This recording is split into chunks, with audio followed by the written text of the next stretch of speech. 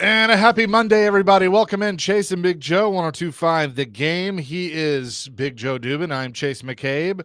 Parker Kelly on the ones and twos today, in for Dr. Crane Nick Frazier, who is, I don't know, you usually make up where people are, so you can do that.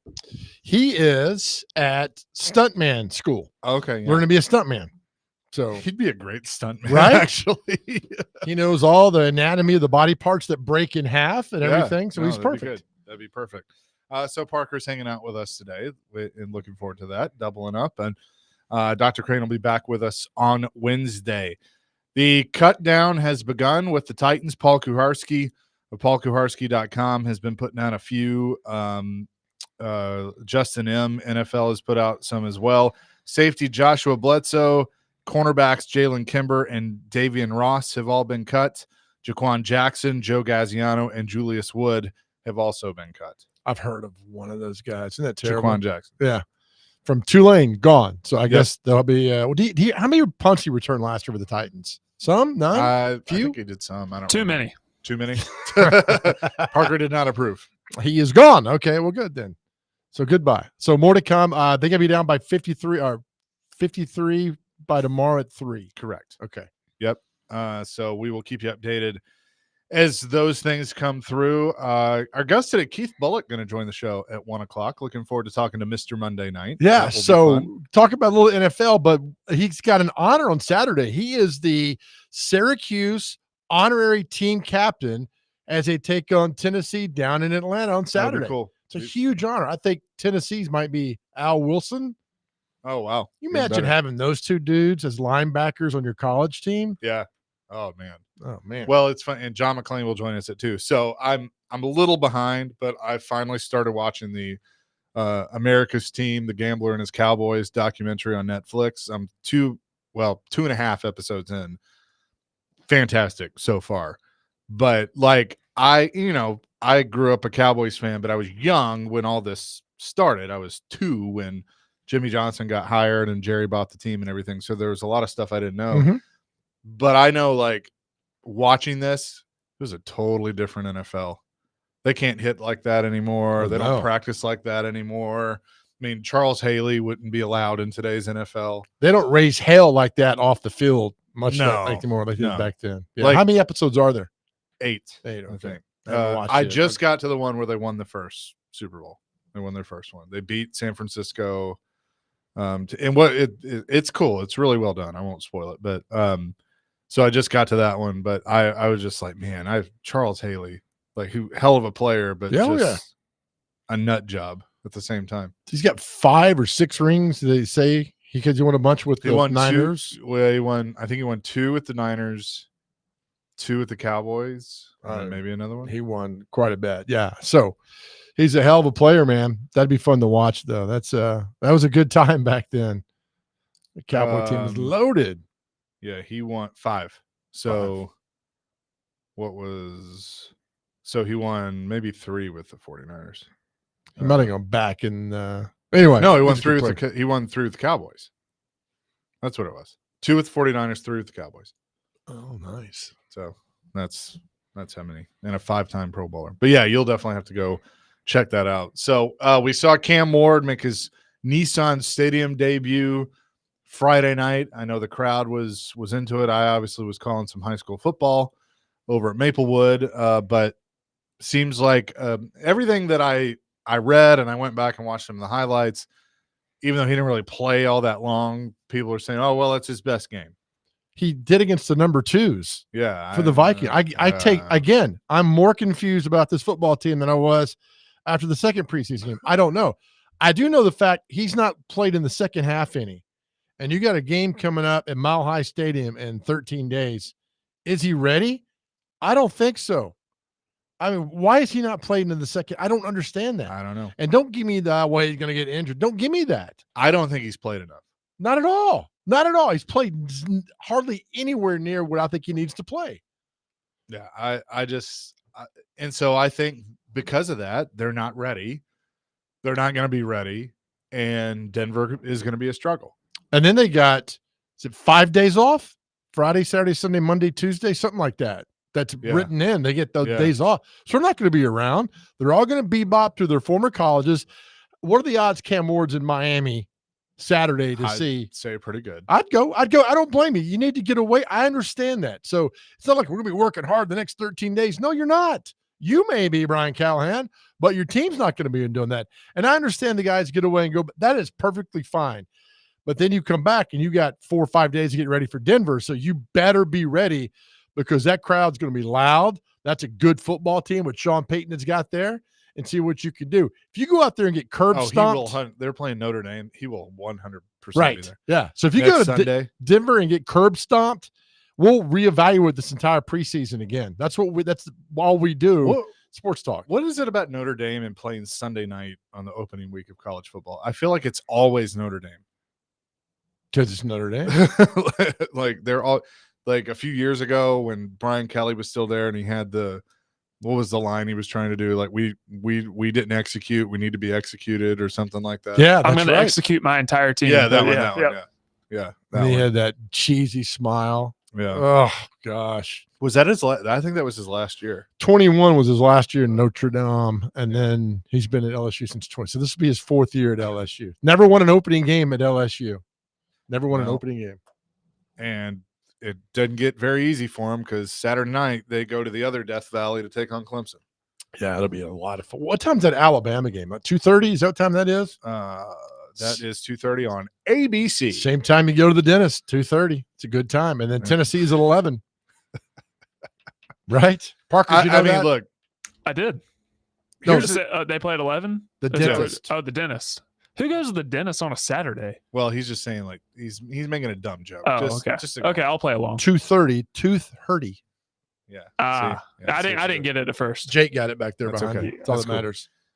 Yeah, I mean, like Saturday morning at 11, I will require at least 2 televisions because I'll have Texas, Ohio State on one, and then Tennessee, Syracuse on the other. It's a great problem to have. It is. It is. I'll be probably 98% tuned into Tennessee and Syracuse just because I got to see how I get.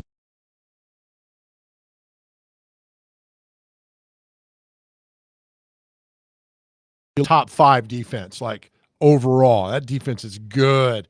Might have to get them through a few games before they get into their feet, and then of course Georgia in 2 weeks. Yeah, and I hate all these Friday night games, man. I mean, like Auburn plays Baylor Friday night. Do they? Yeah. Come on. Georgia Tech plays Colorado. Yeah, and then Saturday. So we got. I mean, it's a loaded first week.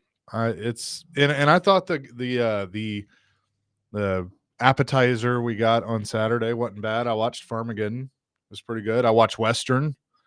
It's a good game. That was a fun game, Western. That was a fun game. I watched Hawaii, Stanford, and then Kansas. Watched some of Kansas. There were a lot of mistakes made in all these games. Really bad mistakes. And it'll happen again this weekend too as well. Just a lot of dumb penalties, a lot of fumbles. There are a lot of fumbles that were happening this weekend.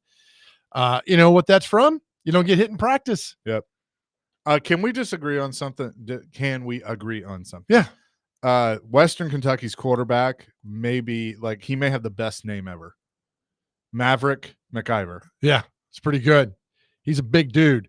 Yeah. He came in last year against Middle. The quarterback got hurt in the first drive. They're like, oh, their quarterback's out of the game, and proceeded to light Middle Tennessee up. We were like, put the other quarterback back in now. We don't like this guy. He's good. He's got a great arm. Tyson Helton runs a great offense there in Bowling Green. I mean, they're always scoring points. That's a good program.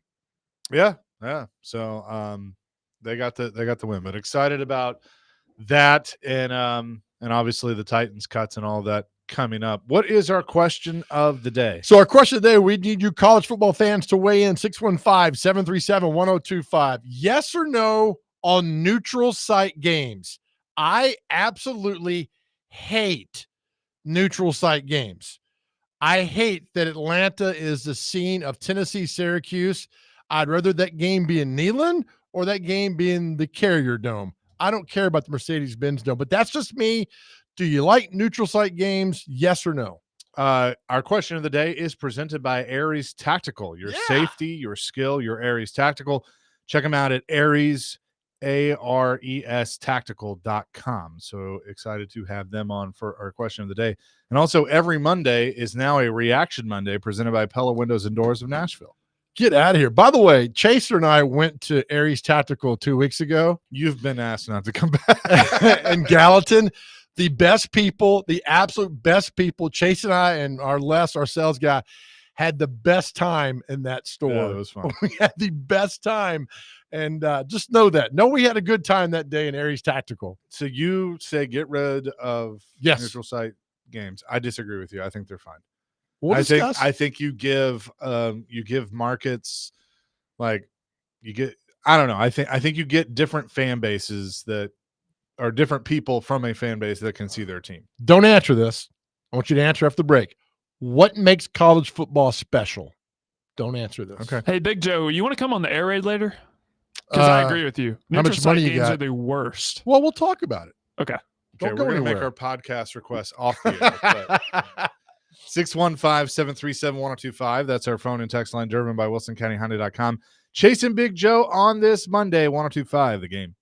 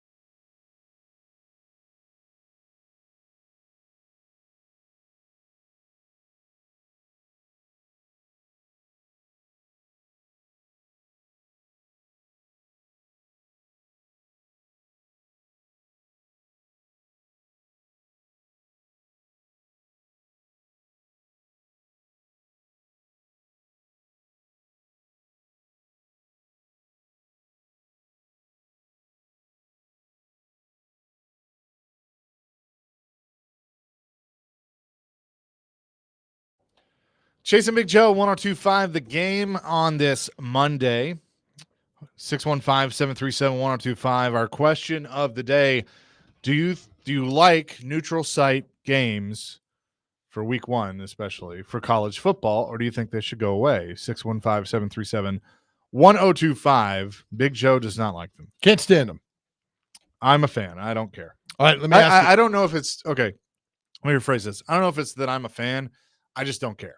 Like, they don't bother me one way or another. All right, what makes college football special? The atmosphere. The town, right? I mean, you go to Knoxville, Tuscaloosa, Baton Rouge, Athens, Gainesville. I think it's the atmosphere inside the stadium. So that all, yeah, it's all together. So I get that. I mean, I just understand. Atlanta, that's great. I mean, that's fine. I know they play games at Jerry's World. That's fine, whatever. I mean, the atmosphere going into a Neyland or to the Carrier Dome. I mean, that's why you go. You love this. So let me ask you this, though. Like 0248 points out, the Red River is always at the Cotton Bowl in Dallas. That I think probably falls in a different category, because I think they do that because it's usually pretty split. Yeah, and that has been something that's been there forever. I mean, and I like that understand shouldn't change. But it's eventually going to go to Jerry's World. They split the Iron Bowl. I mean, they put the Iron Bowl on campus. Yeah. Georgia Tech. What's the other game I'm looking at? Didn't the Iron Bowl used to be in Birmingham? It was at Legion Field for so long. Now they said, we want this game on campus. So they put it at Tuscaloosa and put it back at Jordan-Hare, which is fine. I remember they did Tennessee Vandy at Nissan Stadium like one time. 2000. And I went to it, and it was like, yeah, right. You probably shouldn't do this. And the thing is, for years, people are like, well, Vandy, when these big games, put them at Nissan. No. Every time they've tried it, all you're doing, you're adding more fans to Alabama, Tennessee, Georgia. That's so stupid. But I mean, the Red River shootout, whatever it is it's been ingrained for forever, for generations. I just think Syracuse, Tennessee. I know in '98 they played up in Syracuse. 01 they played in Knoxville. I see the game on campus. So who's giving up the home game for this? I have no idea. Parker, do you know? Which game? For Tennessee, Syracuse? Who's giving up the home game? I think it's Tennessee who has the home game. Okay. Yeah, pretty sure. Because didn't Tennessee play NC State last year at in Charlotte. Duke's Mayo Classic, whatever. Don't like it. Put that game on and they're campus. all but I mean they're all tied to bowls. I get it. That's what it is. I get it. That doesn't benefit like Tennessee at all. I think.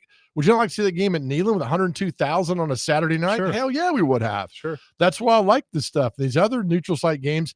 I know you guys like the game in Ireland. I get all that. I don't care. I'd watch that game at Iowa State. It's interesting too, because neutral site games affect something else too. They affect betting, because if like Tennessee, for instance, is a 13.5-point favorite, my guess is if that's in Knoxville, that number is probably a little bit higher. Yeah, I see that. Totally see that. So I mean that is an interesting. And point. I get the travel for like Iowa State and Kansas. They get to go to Ireland. I get all that, but I've been just content seeing that game playing in Manhattan or in Ames, Iowa. I think I love the love the college atmosphere. I do love that Texas, Ohio State is at the shoe. Yes, absolutely. And so Texas is going in right now as a dog. Okay, as a road dog. I love it. I think that closes as a pick'em, but I think those are great. There's another neutral site game that's driving me crazy that I can't remember what it is. It's just like, why are we doing this? I'll look it up in a minute. Well, there's a few, I'm sure. There's usually like one or two. But yeah, okay. 615-737-1025. Nevada Josh says neutral site games should be saved for bowl games, championship games, etc. Doesn't make sense for regular season. Just going to be another headache and argument for the committee to decide who makes the playoffs based on strength of schedule. Yeah, and there's some. I've got a text like, I'll go see Tennessee play anywhere. I understand that, but don't you like that game at Neyland? I mean, or the trip to the Carrier Dome? I mean, places you normally would not get to go. I think Syracuse fans would love to go into Neyland as an atmosphere as a game, and Tennessee fans traveled in mass back in '98 to see Tennessee take on Syracuse. And we'll talk to Keith Bullock at 2:00 about that game that happened in '98. I understand it, what they like to do, but man, that'd just be so much fun to watch that game in Neyland. Yep. So we'll get back to that as we go along today. 615-737-1025.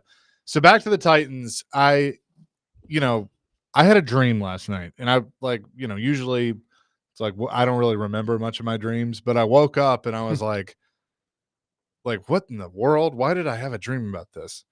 I had a dream the Tennessee Titans would go 11-6 this year and win the AFC South. What do you drink at night? Nothing. Like I didn't have anything last night, but it was that vivid that you and I were sitting on the show, and I am like, you threw out like each game, and I said win, loss, or whatever, and I had them going 11-6 and winning the South. And I woke up and I'm like, I'm officially crazy. I am officially insane. Yeah. I need to go get checked out because I don't believe that for 1 second. There's no way. I mean, I'm even more convinced this team is worse than it was last year, looking at them right now. And that's based off 3 very bad preseason games where nobody played. There's no continuity on this team. The starters haven't played together. Nobody's played together. You tell me how many practices you go through. I don't care. Okay, so along those lines, I'm going to say I disagree with you because of one thing. Even though 2 of the starters haven't played, the offensive line that I have seen looks a hell of a lot better than whatever that was last year. And so if based on what? Based on what I've seen in the preseason. Going against the 2s and 3s? Based on the only in practice, based on everything that I have been able to see to this point, tells me they seem to be better. Last year, everything I saw to this point made me go, oh boy. So I'm not there yet. So I mean, again, you could put Cushenberry and Zeitler in there in Denver, and Cam get his ass beat. I don't know. Okay. But based on what the small sample size that I have to this point makes me think that offensive line is better. And if that offensive line is better, then I think by default the team will be better. Now, they could be the 31st team in the league, not the 32nd, but I think I think they're going to show signs of improvement based on that. Well, they have to because they were awful last year. But to me, a concern now is Latham at right time. I got to see that in a game on the road in front of 80,000 screaming people, how well they communicate. That goes with Cushenberry, Zeitler, Skoronski, Dan Moore, and him. I mean, they got to be communicating nonstop, and they've really done that. None. So I this first game in Denver, I mean, kind of like, Denver 13 days, be here before you know it, right? And is Cam ready? Are they ready? I don't know. And I don't think they are based on what I've seen. So we will see. I mean, they've got a few days practice this week. The next week is game week for them. I don't know, man, but right now I ain't convinced. I still think it's a 3-win football team. Wes in Clarksville says Callie will be fired after the Patriots game. We can totally see that because of who the owner is. Okay. Can I just say this? No. If that happens, I hope she does something crazy like Irsay did when he brought Jeff Saturday in to be the interim coach. Like, what would you do if she goes, I am very excited to announce our interim football coach, Vince Young. Who would it be? Who is the Jeff Saturday of this team? Who would it be? I mean, probably. Mawai? Well, if you're going player. I mean, who would it be that you bring in there and like, but I mean, like, I don't think he would do it, but couldn't you see her trying to, hey, Jeff, would you like to coach the Titans again? Right. I got the Cats. Greg Pogue won't let me. He probably would come back and do that. For that, I'm going to hijack the show for 1 second when we come back. You usually do. That's fine. There is a Bill Parcells stat that I came across this weekend, a criteria for quarterbacks, and I'm telling you, once I read this to you, it's going to blow your mind because it works. Okay. It's a Bill Parcells criteria. And Parker, you'll enjoy this. For drafting a quarterback, and here's the only reason Bill Parcells drafted quarterback was because of this, and it works. And why we've not talked about it before, I don't know. All right, we'll do that coming up next from the Busy Bee Plumbing, Heating, and Air Conditioning Game Nashville Studios, home of the $99 yearly Beehive membership, where the buzz is always about great service. It's Chase and Big Joe, 102.5 The Game.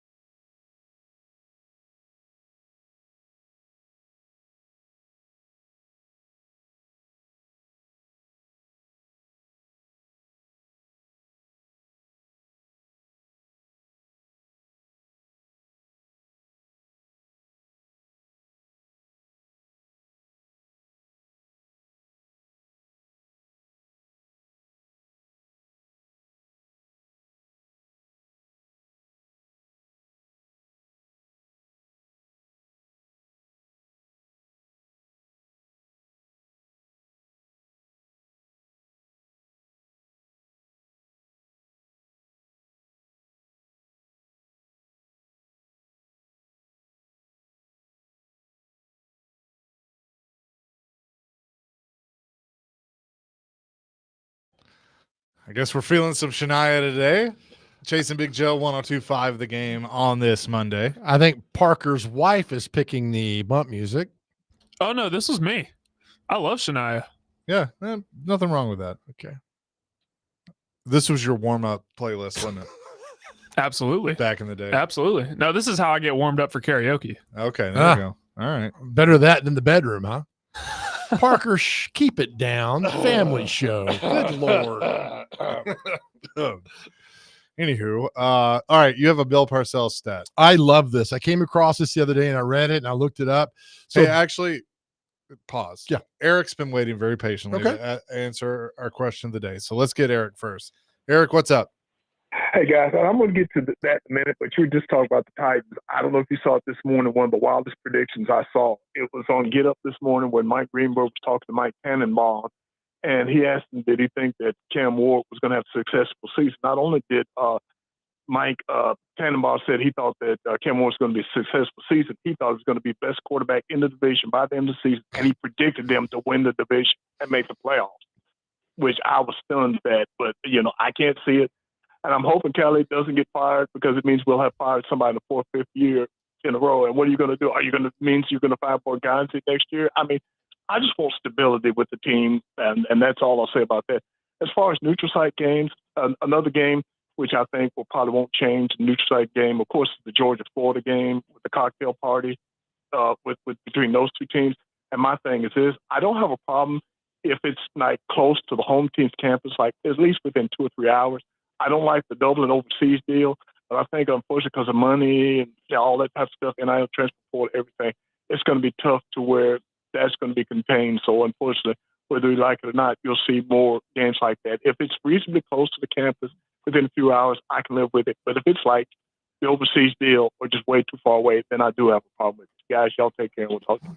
Thanks, Eric. Appreciate you. Eric getting in and getting out. Our friend Pogue's like, well, the cocktail party. That's a generational thing. Yeah. I don't mind those, but the Tennessee-Syracuse game, not a fan of it. But again, nobody's asking me.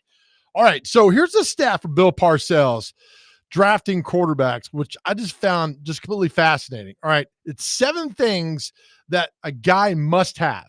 Number 1, you can do this with Cam Ward, must be a senior. Yes, he was. He played 5 years in college. That's right. Must be a 3-year starter. Yep. Started for the 5 years he was there. Now, I don't know this, if he graduated from college or not. I hope he has because he's in college for 5 years. I think so. It just depends on if his transfer or his credits transferred over. I think he was a graduate. I think he did. Yeah. Kick ass. All right, so we got 3 done. Number 4, start 30 games. Cam Ward started 57 games. Okay. You must win. If you start 30, you must win 23 of those games. Cam Ward was 35-22. So yes, his record is better than that. So good winning percentage. Must post a 2-to-1 touchdown interception ratio. He had 158 touchdown passes in college, 37 interceptions. Okay. Passed. Must complete at least 60% of your passes or better in college. Cam Ward completed 65%. Okay. Bill Parcells would have drafted Cam Ward.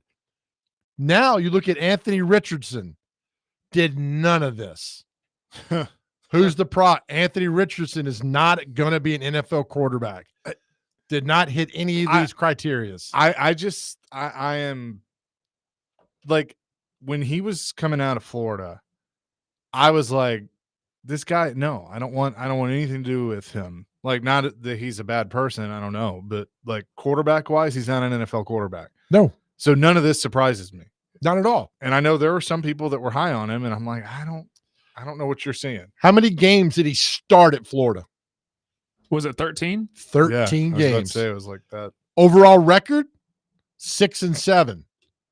Yards passing, 3,100. Touchdowns, 24. Interceptions, 15. So that's okay there. And his percentage, 54%. Why did they draft Anthony Richardson? He hit none of these marks, not even close to this. He's another combine hero who stayed out. That's why 95% of the scouts and 95% of these analysts are terrible at their job. That's a prime example. Terrible. Pretty bad. Pretty bad indeed. 615-737-1025. Well, I guess that makes you feel good that Cam Ward checks all the boxes for Right. that. Every box he does. And the fact, I don't know Callahan's approach to the preseason.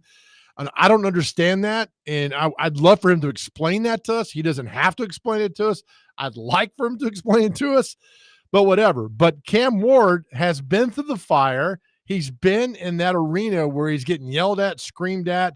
Hell, that game at Florida last year in Gainesville, that was so loud, and he just beat the tar out of Florida up and down the field. So he's got the resume to be a good quarterback. Now, what's surrounding him? Can he get time to throw the ball? I think Cam Ward's a great pick, and it's fine. I just needed to see him more play these games into the second half. That's all I'm asking. That's all I was asking about, because we didn't see him much into the second quarter, did we? I know the Tampa Bay game dictated that because they had like an 18-play drive, but overall, we have not seen the auto Cam Ward that we need in the preseason. Now, they might think he's doing fine. That's great. We'll see in 13 days. Well, and look, based on what you just said, they're supposed to know more than we are. They're supposed to think, if they think he's doing fine, then we're supposed to believe that and hope they're right. The problem is, most of the time when we believe that, they're not right. So, and I'm not saying Correct. he has to, look, if he goes into Denver and he throws 2 touchdowns and a pick, or even if he's 2-2, but it's a close game, they barely lose or they barely win or whatever, like, I'm not going to lose sleep over that, because I'm going to go, it's his first game. I mean, almost, I'd love, it'd be a great story for us to, like with Mariota and with Will Levis, of, 4 touchdowns and had this tremendous debut. But sometimes I think that almost is like gives you a little false positivity there, or false confidence. And so, like, if he goes in and just shows, like, okay, he improved as the game went on, he made a few mistakes here, but he did enough, then you walk away going like, all right, okay, good debut. I hope. And a win would make it even better. God, can you really, if they go in and win? Think about that. You can win any game. You can win any game. I've decided this year, and this is you're going to not like this, but I'm not going in expecting wins. I'm just going in, just show me you're getting better. That's where I am with this team. How did you know I wouldn't like that? Because you play to win the game. You're Herm Edwards. You're right. I want to win games, man. That's why I asked. Honestly, people laugh like, why'd you ask Borganzi that question about Super Bowl? I want to know. I need to get Herm on the show, and I'd be like, Coach, I know you famously say you play to win the game, but yeah, right. How do you feel about this? Exactly? That's why I wanted to know with Borganzi, is this team going to the Super Bowl? Look, I know the answer. I would know the answer, but give me something to be confident about. Like, you know what? Yes. But we got a lot of work to do. We got a lot of work to do to get there and everything, and be like, okay, I get this. And then so you go out and try to make things happen. Look, if they're good evaluators, they bring people in here, build around Cam Ward, and go forward. Again, I tell you this, that this game in 13 days is going to be one of the most anticipated and watched Titans games we've ever seen, mainly because it's the next one, but also because of Cam Ward and where this franchise is at right now, because it's at a breaking point that's never been seen before in Nashville. They've been here since 1997. There's a lot riding on this season and on that first game. Answer this when we come back, but both parts of this. Do you believe in the quarterback? Do you believe in the head coach? And if the answer is not yes to both of them, will it work? We'll discuss that coming up next. Chasing Big Joe, presented by the Omni Nashville Hotel on this Monday, 102.5 The Game.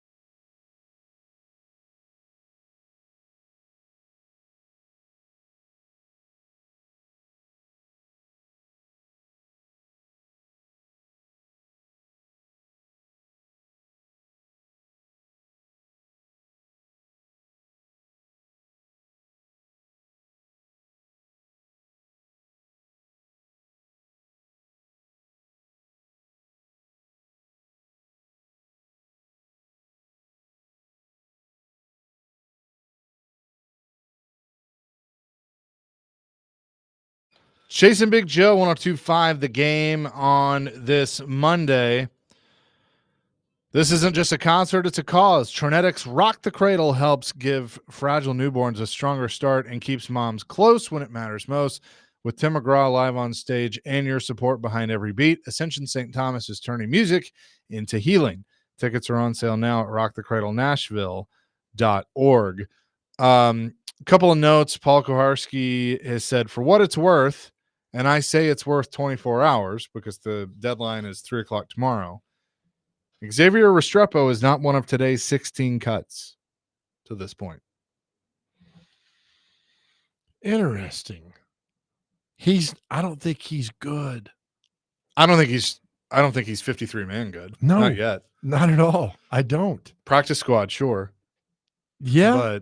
And your Cam's buddy. But keep this in mind.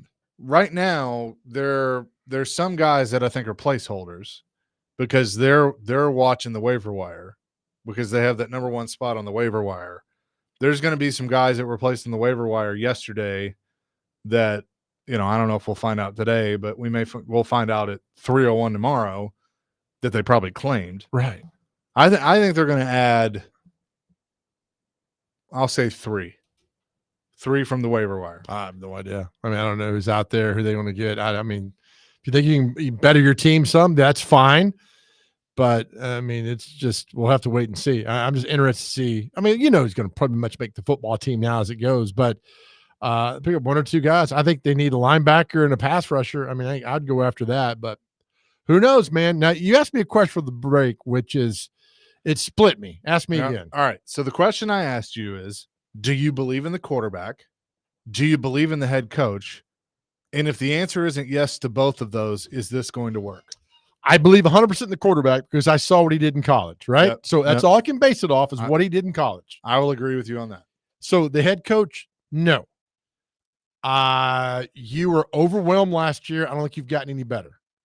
You were overwhelmed last year. You didn't know what you were doing. I don't think you've gotten any better.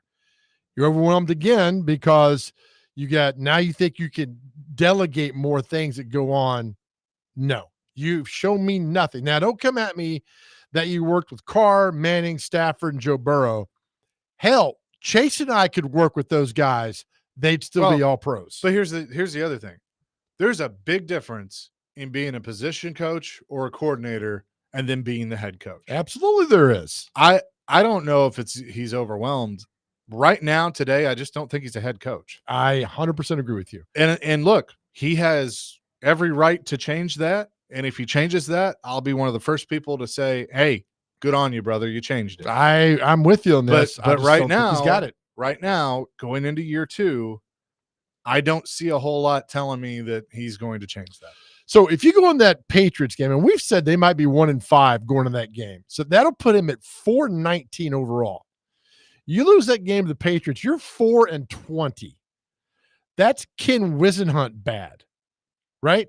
Mm-hmm. Ken Wisenhunt was fired a year and a half into his season. I think Wisenhunt was 5-27 here, or 5-20, or whatever it was, something terrible.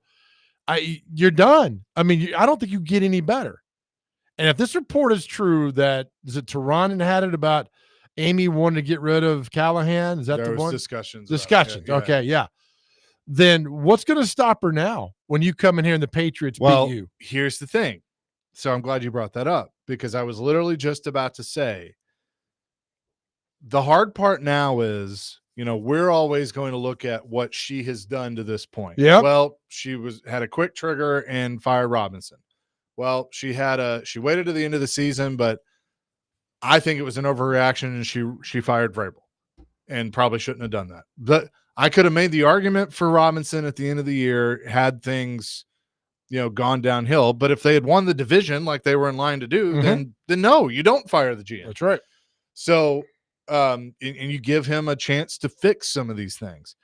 But she didn't do that. Nope. So, but now you can't, she's gotten beat up for it. It was the right move to fire Rand Carthon. Absolutely it was. It was the right move. Should never hired him. And if your team is not showing signs of improvement and they're not winning by mid-season, it's okay to fire the head coach. But what I'm worried about now is there going to be, did I jump the gun last time? Maybe I need to let this play out. It's different with a coach. If it's not working, it's not working. And the players will tell you it's not working. Oh, absolutely they will. They will tell you either by walking into your office and saying, hey, guys, it's not working, or you watch their body language and you'll. I still don't know why people are giving her a pass, because she's the owner and she's a female. Is that why they're giving her a pass? Who's giving her a pass? I think a lot of people are. This team is not bad because of her. The team is bad because of John Robinson. I don't think so. Well, okay, yeah, but I mean, I don't think the fans are giving her a pass. I mean, she had to sign off. We've been through this. AJ Brown. I mean, he had to sign off getting Rand Carthon. I don't see her getting a pass. I think a lot of people have. I think a lot of people have been critical of her. I know I have. Absolutely. I mean, the short fuse and all that's going on. But here's my thing. What I'm afraid of, and this is again but what I don't want to happen, I guess, is that because some of us have been so hard on her of some of these knee-jerk reaction decisions, when she actually needs to make one, she won't make it. That's what I'm worried about. But I think if you get if we come on the air Monday after that Patriots game, and that's the fifth game of the year, sixth game of the year? Six. That is I have it right here. 1, It's 2, 3, 4, 5, 6, 7. Seventh, okay. So it's the seventh game of the year. If we come on the air after that game and they're 1-6, and Vrabel just absolutely mopped the floor with the Titans on Monday or on Sunday, and she doesn't fire him, but then waits until the next week after Indy and does it, I'm going to know it's gotten to her. Okay. Because honestly, if they go to Vegas and lose, she should do it then. That's 6 weeks in. No, you get Vrabel. That's the one. Because I think she'd be like, all right, they beat Vrabel and the Patriots. I'm sure inside she's gloating. From a PR standpoint, if I go to her, like if they're 1-5 after the Raiders game and she's thinking about it, if I'm Chad and if I'm Brinker and Borgonzi, I'm going, hey, if you're going to do it now, because if you wait until next week, people are going to say, oh, you fired him because of Vrabel. It's a good point. And if you're playing that game, it's far more than football. And don't think that she's not looking. And I base that on because when she did the one-on-one with Teresa after firing Robinson, she said she had decided that a few weeks earlier. Okay, well, if you had decided a few weeks earlier, then why didn't you do it? Good point there as well. And some have said, oh, the stadium's not going to influence of who they have a head coach but that is the biggest thing on their mind is moving that stadium in 27 and being successful by far.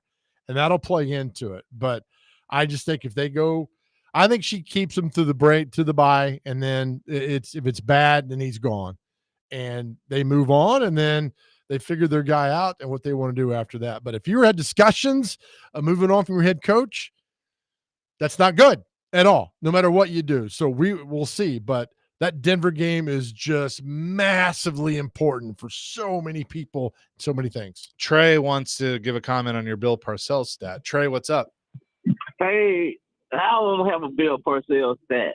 Hey, I wanted to ask y'all, okay, who do y'all think if y'all don't think Ratrez will be on the team, who else do y'all think will be a 1,000-yard receiver? Because we need another 1,000-yard receiver. Because if both niggas get out there and start slinging the ball on the yard, it can look real bad for the Titans. And who do y'all think would come up with 1,000 yards, guys? And y'all have a good day. Thank you. See you, Trey. Well, I think Ridley should most definitely be 1,000-yard receiver. He was a 1,000-yard receiver last year. I mean, he's your number one guy. If you get another one, maybe Lockett. I mean, there's some talent there at receiver you could get done. So I don't think the rookie receivers in the first year very rarely make a massive impact. So usually maybe Van Jefferson or Lockett to do that. I think Lockett still got a lot of gas in the tank.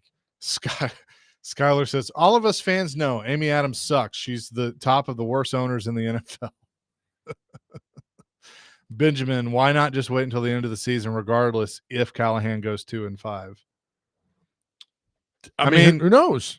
Right. That's the thing. Well, and that's a fair point because if you're going to bring in a whole new coaching staff anyway. Why would you want Cam to go through another? Because that was one thing Chicago did last year. I think he ended up having like 3 coordinators throughout the course of the season. Yeah. Oh yeah. In Chicago with Caleb.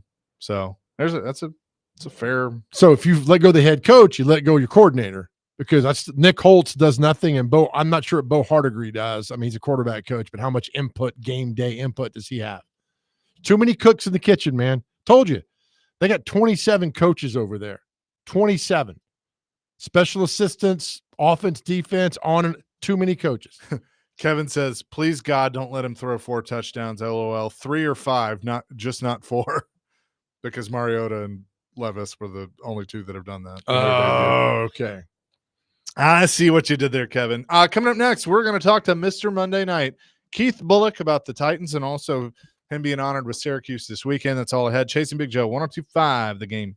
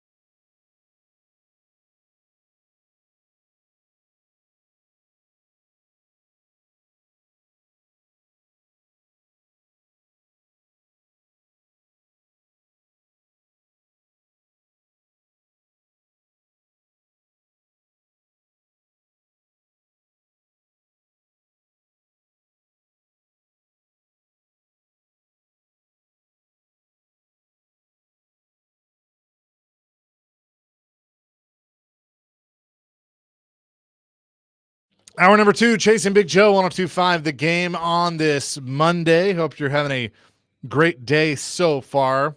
Titans cuts ongoing. They have released 16 players to this point. We'll go through all those here in just a little bit. But right now, we say hello to one of our favorites, Mr. Monday Night. Keith Bullock is on the line with us. Also, of course, proud Syracuse Orange, who will take on the Vols coming up on Saturday down in Atlanta. Keith, how are you?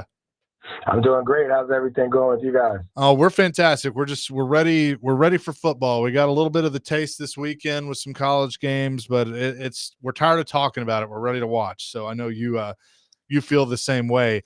What's kind of your early impressions of Cam Ward? We've seen a little bit of him in these 3 preseason games. We were a little, kind of wanted to see more, wanted to see him go through the half, all those things. But what's kind of been your impression to this point? From what I've seen of him, he's very composed. He seems like he's in control. He knows where to go with the ball. He has a understanding of what's being asked of him with such a short time being here with the program. But I think that he and Callahan and the other offensive skill players, I think, are starting to kind of build that rapport and that relationship that can kind of help them win some games this year. When you were playing, like, how much preseason did you need or did you want? I think it's always interesting to ask players how they felt about this. I definitely needed to play because there's nothing like full speed reps. I mean, Jeff would play us a bit too long. Like, we'll be in the fourth preseason game in the third quarter. You know what I'm saying? For me, I just needed to make a play. Once I made a play, and I would make a play every preseason, I would be intentful to make a play because I'm one of those guys that believe, and that's what I loved about the NFL. Every year, you have to prove yourself. I don't care if you were all-pro defensive player of the year before, you still have to come out and prove yourself each year. So preseason always gave me the opportunity to get out there, make a play, and just know that I'm the same guy I was the year before. I wasn't trying to get to like game 1 or game 2. I needed to do it in the preseason. Talking to Keith Bullock on the Chase and Big Joe show. Keith, how's our place in Cool Springs doing? Just love coffee, right? Yeah, man, it's doing good. I've been at that grind for 5 years. I woke up this morning and opened the shop. Wake up tomorrow and open the shop. I'm not there as much as I used to be because I have a great team. But yeah, I definitely still put in time and make sure everything is functioning well. I love it because it's always crowded in there, always nice. Love talking to you when you go in there. So shout out to your spot in Cool Springs. Hey, let me ask you this. When you were playing and you're facing a rookie quarterback, what did you do to intimidate him during the game, or can you, or could you? You know what? During the game, I wouldn't say I was the intimidator guy. Like, we had guys like Hainsworth and Vandenbosch for that. You know what I'm saying? Right. I was the one that was really trying to make a play. Rookies haven't seen all the different looks and different looks that defenses have given in the NFL. So those type guys, you want to make them see ghosts. And that's what you want to make them see things that aren't there. You might want to give them a look that, okay, he thinks it's cover 2, and then you roll into cover 3, or he thinks it's cover 4, and then you're really in a cover 2. So I think those are the best things that you could do to rookies. Have them believe what's not really there and then be opportunistic as a defense. If you could sit down with Cam before that first game in Denver from a defensive perspective, what would you tell him to look for? The open man. I would tell him, it seems like Cam's been doing a good job of getting the ball out of his hands quickly, man. And that's the big thing, to get the ball out of your hands and obviously take what the defense gives you.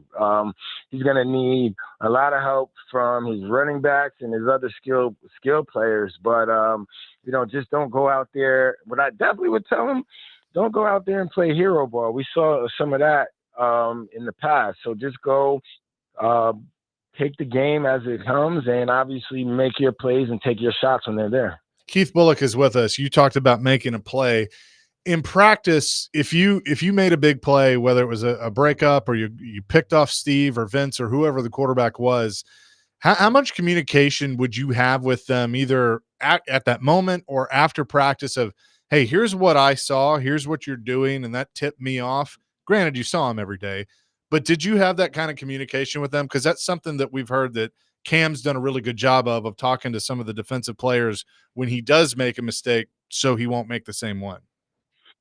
Yeah, you know what? It's a great question. Not so much Steve, but definitely Vince. I remember Vince and Billy Volick. We would definitely have times where they'd be like, "Oh, why did you jump in that window? What did you see?" And it's like, "Nah, what I made you see." You know what I'm saying? So I can kind of tell them, like, I gave you a different look.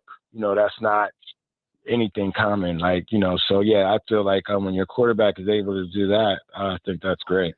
So one of the things that we've talked about too with Jeffrey Simmons is he came to training camp. He really slimmed down. I mean, he'd added muscle, and he was already a big dude and a dangerous dude.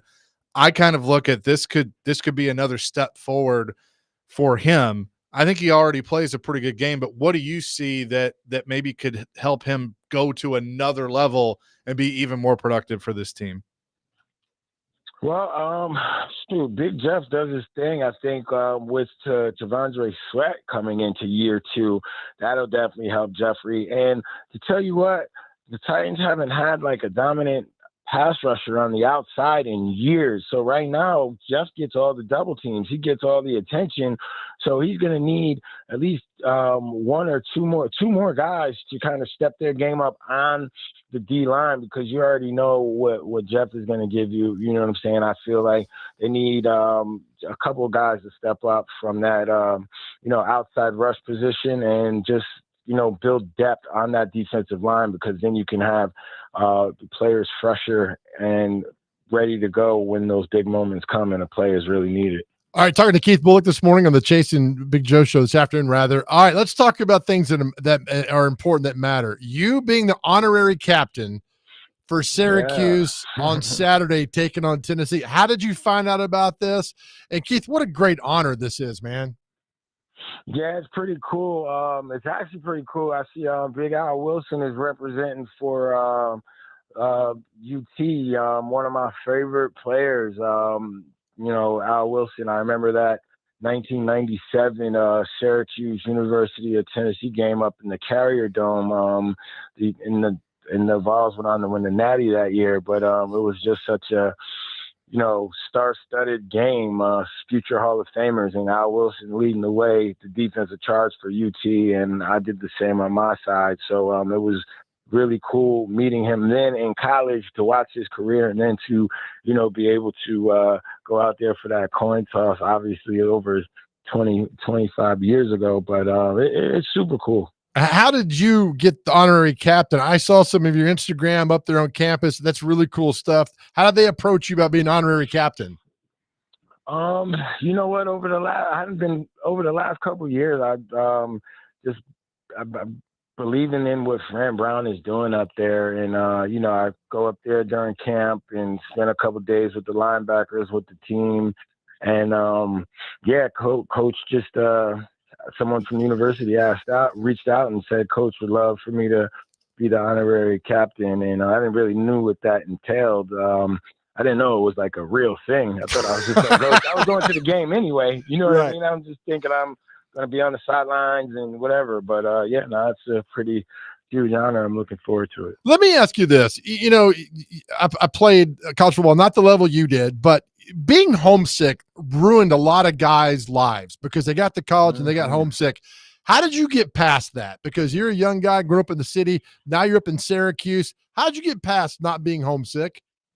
Oh, man, I definitely got homesick. You know what? I think once you break camp, tell you the truth, for me, it was like once we got out of camp, because my true freshman year, like I needed to redshirt. Like I wasn't ready.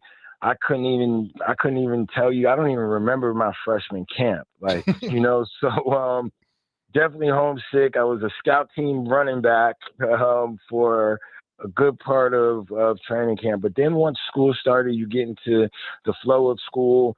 you get to see some girls, things of that nature. You know what I'm Yeah. saying? Things got tremendously better. Oh, I love it. That was the way I got. That's the way. And actually, I did call my brother one morning and was like, "Yo, I'm trying to get out of here." And he wasn't having it. So, what was his advice? another Just stay there. I'm not coming to get you. Well, his advice was like, because I was a foster kid, so that was my thing, get a scholarship. Now I'm at the next phase. And, I called home 6:30 in the morning. I had a little hip flexor. I'm acting like a baby. And he's like, well, what are you going to come home to do? He's like, I just saw such and such outside. And he was just naming all the people that were my age that didn't go on to go to college and are just hanging out outside, and there was nothing to come back home for. So I wasn't allowed to come back home. Well, we're excited for this game this weekend, and I know you're going to have a lot of fun down in Atlanta. But thanks so much for jumping on today, talking some ball with us, and we'll definitely do it again soon. I appreciate you guys having me. Absolutely. Keith Bullock, Mr. Monday Night, joining us here on the program. Of course, Titans legend, who we believe should be in the Ring of Honor. Damn right he should be very soon. Should be number one on that list. We would like to. Well, I might put Derek up there, but I'm biased. You are biased, but yeah, D Mace, Keith Bullock, Blaine. Who else do we say? You can have a 1A, 1B. Well, there doesn't need. I mean, just put all three in. Like they just need to be in. I agree. So I don't know why they haven't done that yet. 615-737-1025 is our phone and text line, driven by WilsonCountyHyundai.com. We did have some football this weekend. We will discuss coming up next. Chase and Big Joe, 102.5 The Game.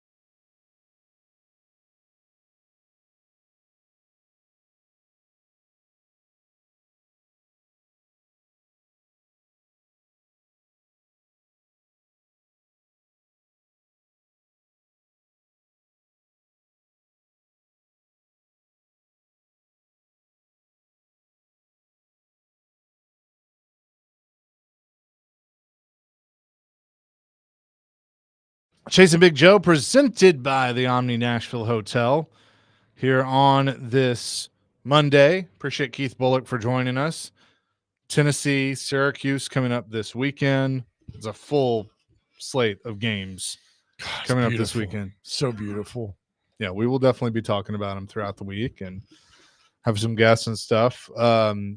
Tennessee is an interesting one just because there's so much unknown with Aguilar and how he's going to work in this offense. He's been named the starter.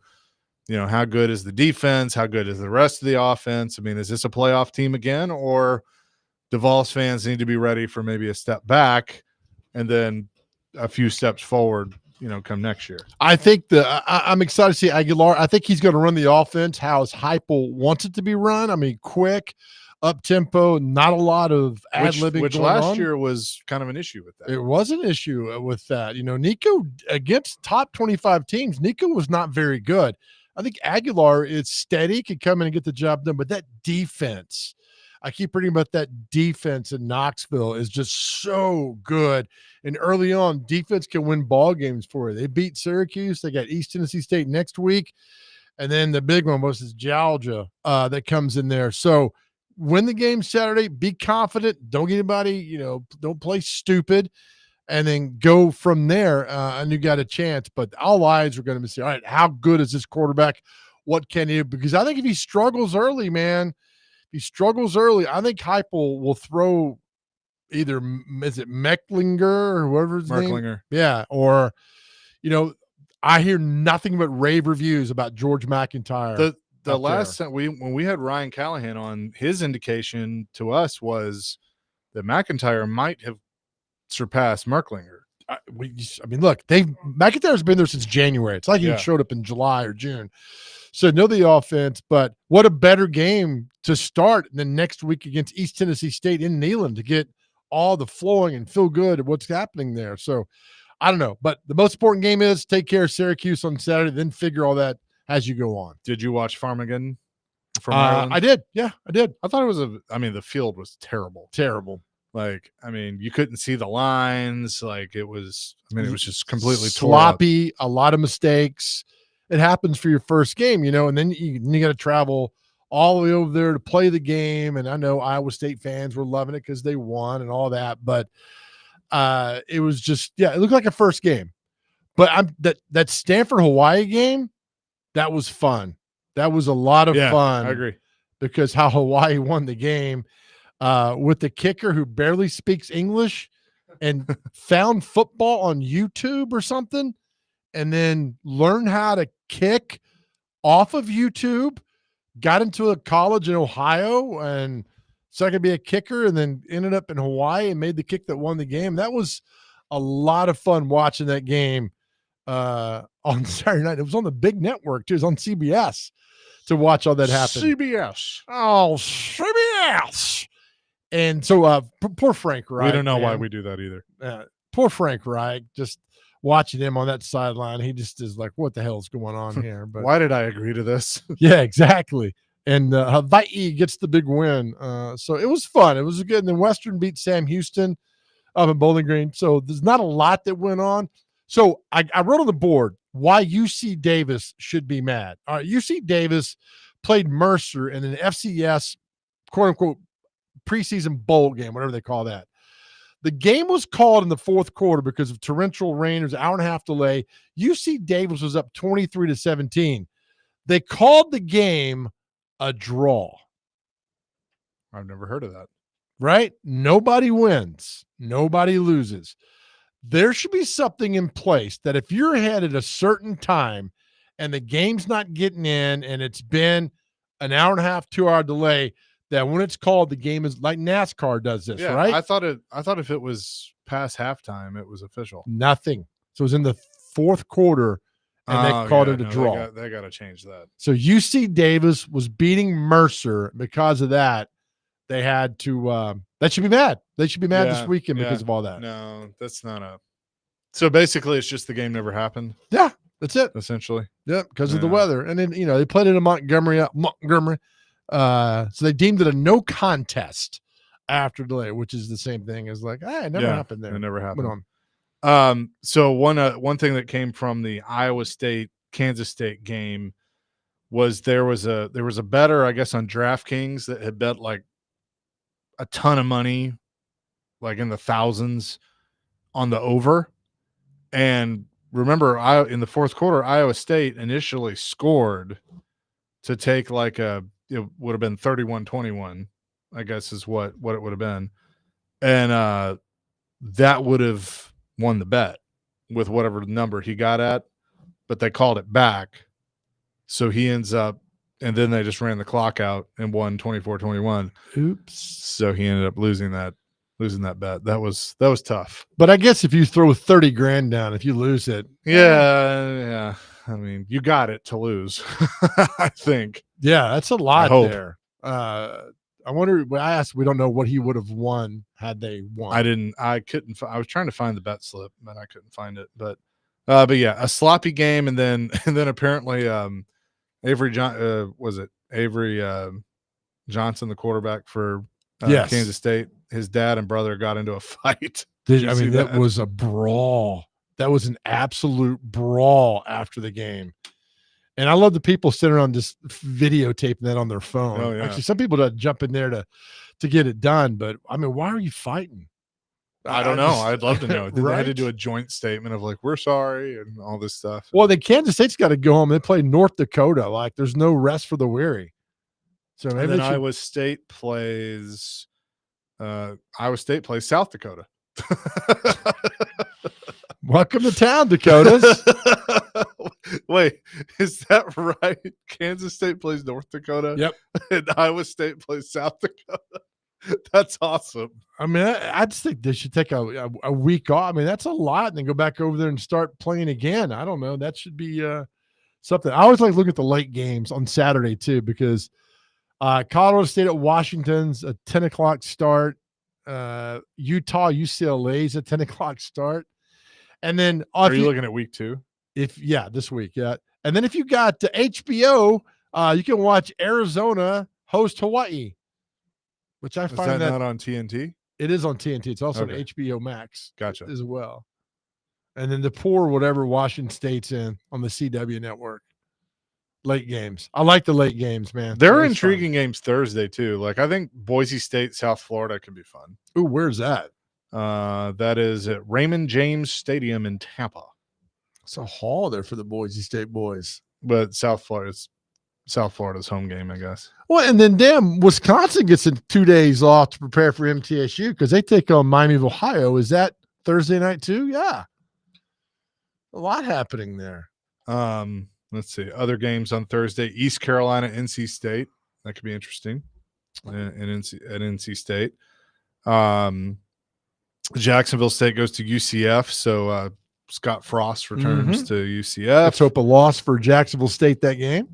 Central Arkansas plays Missouri on the SEC network. Elon plays Duke. Oklahoma State plays UT Martin. Minnesota plays Buffalo. Nebraska, Cincinnati, probably that'll be the game of the night Thursday. Yep, that's good. Also for UT Martin, Oklahoma State, that gives the head coach of UT Martin, Jason Simpson, to be off on Saturday to go down to Tallahassee to watch his son, who's a starting quarterback for Alabama. Nice. Friday night, Auburn, Baylor, Georgia Tech, Colorado are the 2 big games, and then we go into Saturday with a full slate. There's too many Friday night games. I know, but they're going to do it because people are going to watch.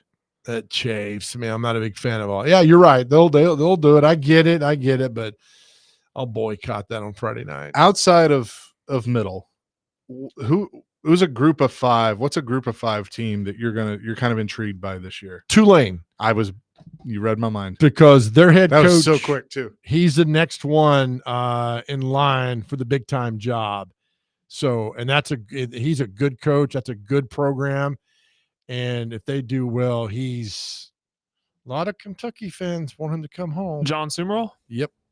I agree. He's really, really, really good. And he'll get a job. I mean, he almost had I think he had the North Carolina job before Belichick stepped in and said, I want that.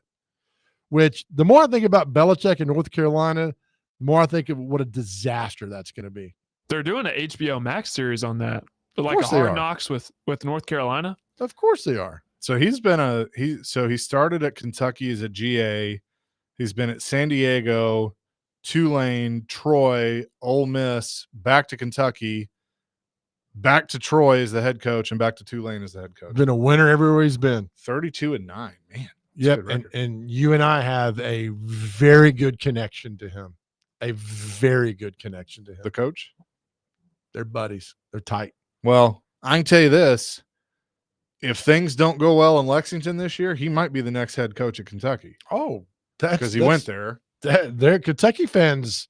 Some might be rooting that Stoops has a bad year, so he's gone, so he'll come in there. Did he just – well, I'm not going to say he played this whole thing wrong because, I mean, his bank account would disagree with that statement. But, you know, he was gone. We thought he was out the door to Texas A&M and ends up staying, and now 2 years later he's on the hot seat. At least in our minds, he's on the hot seat. I don't know how hot that seat really is, but he's the most tenured SEC coach. He's been there. This will be his 13th season in the SEC. And, yeah, they've won some games, but are they really better? I mean, no, I kind of think they're the same every year. Same every year, right? Now, if you beat Florida or you beat Tennessee or you get a signature win, right? It feels good at the time, but like, what does that really do? Yeah, you got to be consistent with all that and over and over again. So, I don't know what like the SEC documentary watch when they throw Kentucky there at the end, kind of like, oh, okay, time to turn this off. I mean, it just wasn't exciting. But again, I tell people all the time, don't go play football at a basketball school. Yeah. Just don't do that. I think it's different. You can play basketball at a football school. Alabama's shown that well. Florida has shown that really well over the years, but other way around, don't do that. But I think he's a top-notch coach. Do you think if Liberty has a good year that Chadwell takes another step? You can, but I'm telling you, the facilities at Liberty's a good job. Are better than 95% of Power 4 schools. Yeah. I mean, the facilities are there. You get players coming there. You can pay players there. I mean, with good money. So unless it's something he stayed at Coastal like a year longer than I thought he would. And then when Hugh left Liberty, he took that job. But yeah, and Free's been on the hot seat. Why would you want that job at Auburn? I get it. Pay a lot of money. But if you can stay and be successful somewhere else and not have to deal with that, I mean, hell, they're still paying Brian Harsin, I think. He was gone after 21. Yeah. Then who did they have before you? Harsin. Was it Harsin? Okay. Yeah. Maybe he left after 22. One of those, right? I think. See, that's the problem. That's the problem. They just throw these coaches in now. They come showing up in college. You don't win in a year. You used to have 5 years. Now it's 3. For some, it's 2. That what's going to happen. 3 now is kind of – It was Harsin. Do you remember who the interim was? They fired Harsin in 22, and this guy coached 4 games to finish the season. I totally forgot about this. Oh, let me see. Derek Mason was there in 21, so it wouldn't have been him. I don't know. Cadillac Williams. Oh, that's right. And then they hired Hugh. Because a lot of those – I think Hugh kept him on staff. I think he kept Cadillac Williams on staff. Yeah, he may have. A lot of those were kind of like, oh, keep him a head coach. Because Gus Bus was there from 13 to 20. Kevin Steele was the interim for 1 game when he got fired. Then Harsin came in for 21 games, essentially. And then he was out. They're paying all these guys, man. It's just crazy. But I do not think – you can argue with me.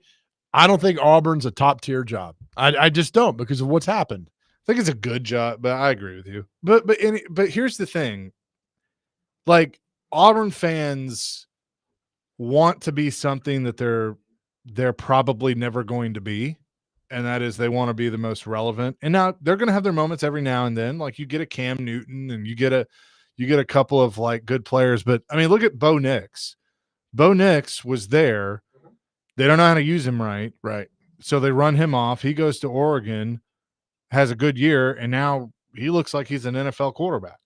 Oh, he is an NFL quarterback. He's he could be but really, I mean, really if you polled Auburn fans and said, "Hey, I can give you, Tommy Tuberville or Gus Malzahn again," if you look at the records, you probably would take that. Oh, absolutely, you would. And Chizik was okay. I mean, in the 80s, Auburn was so relevant with Bo and winning the SEC. I mean, Tracy Rocker was part of that team and all that went on. Then Alabama got it in 92 and then the national championship. And then, Saban gets there in 7. But before Saban showed up, I mean, Auburn had beaten Alabama 6 years in a row. 6 years in a row. Remember the famous Tuberville getting off the plane holding the number 6 up and like, I wouldn't be doing that. And then it all went to hell after that. So, I mean, you had to deal with Alabama. You know you're not going to be the big dog in the state. Win the games when you can. But right now, I mean, they've run through so many coaches because of the Saban factor, knocked all those coaches out. It's not. I don't think it's a top-tier job. 615-737-1025. John McClain going to join us at the top of the hour. It's Chasing Big Joe, presented by the Omni, 1025 The Game.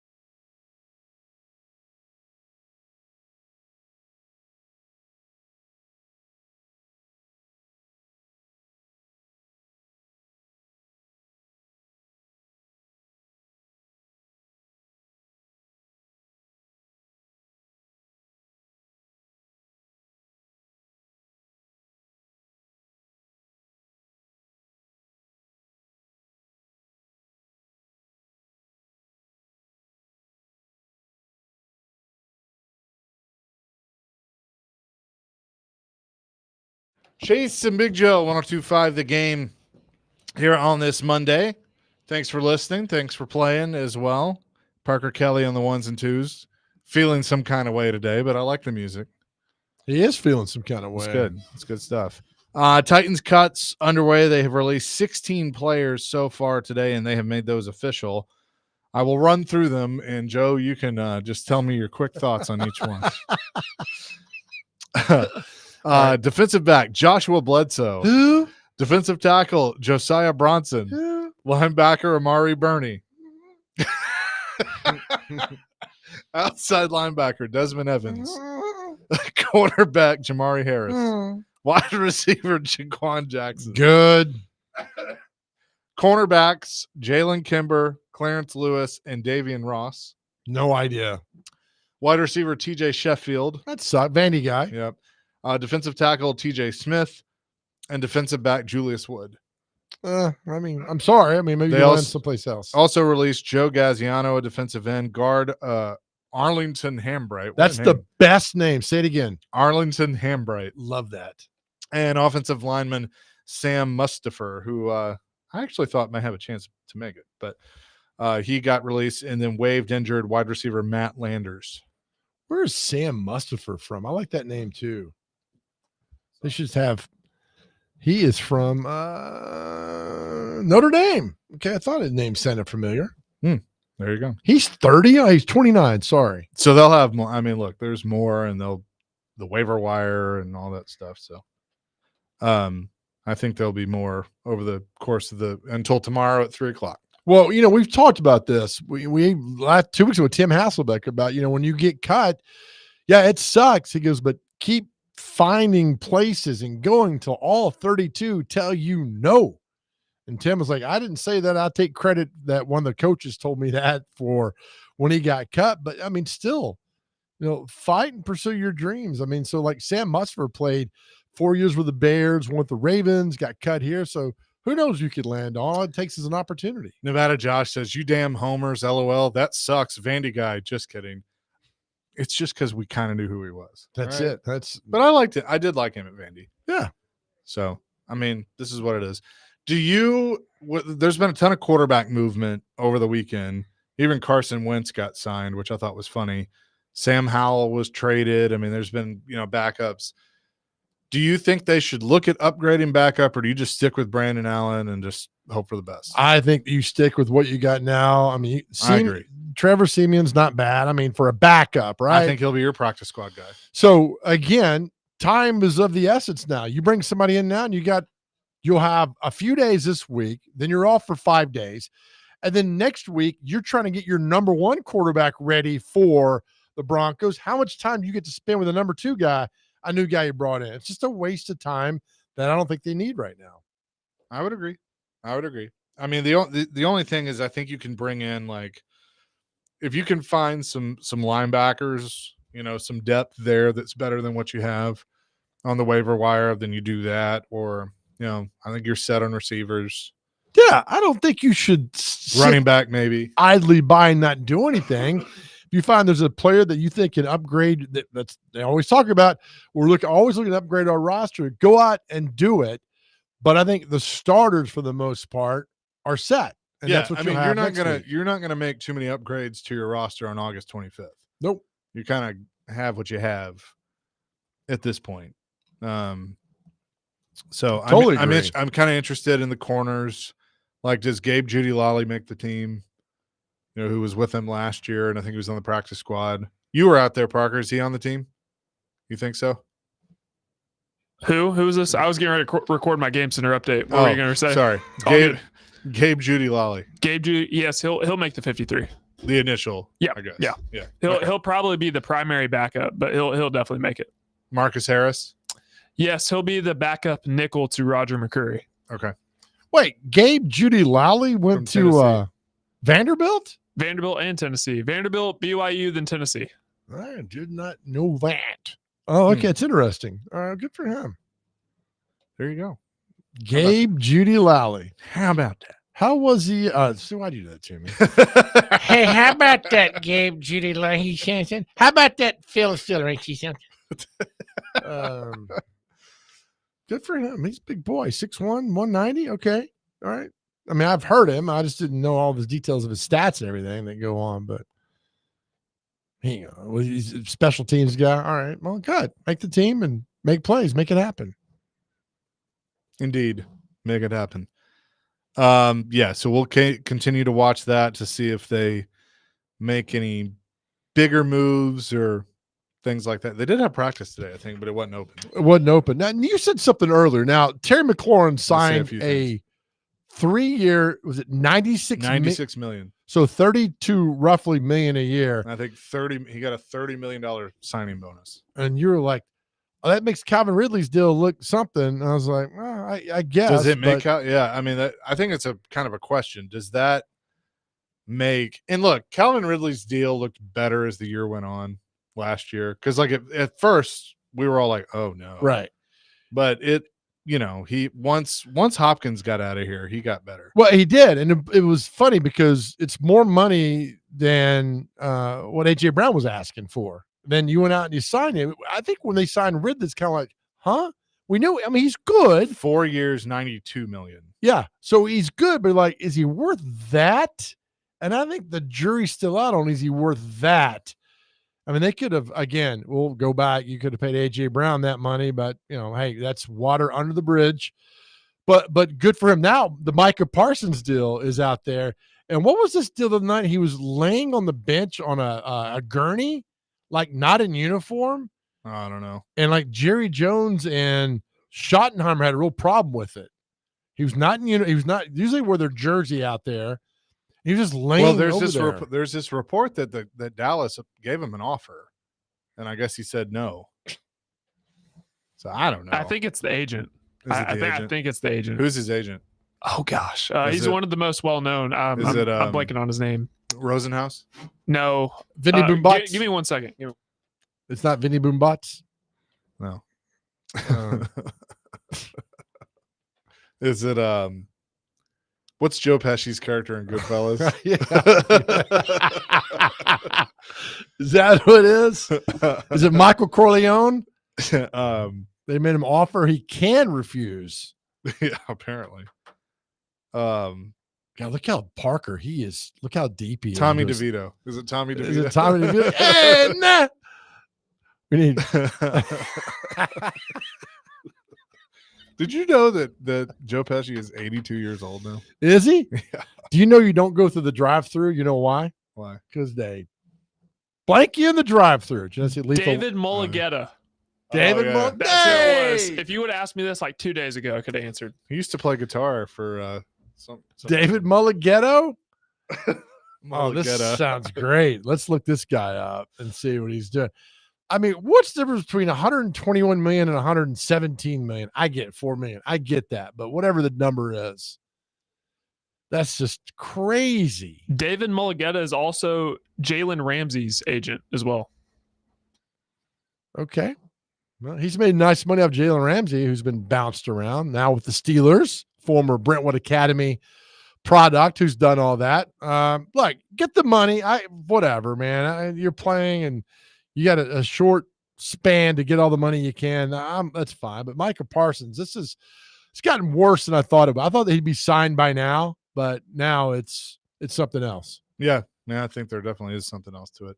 615-737-1025 is our phone and text line, driven by WilsonCountyHonda.com. John McClain going to join us at the top of the next hour. Tune in for the Bruschetta Bourbon Music City Grand Prix on 1025. The game coming up this Sunday. Our coverage begins at 1. It's brought to you by Hiller Plumbing, Heating, Cooling, and Electrical. Chasing Big Joe, 1025 The Game.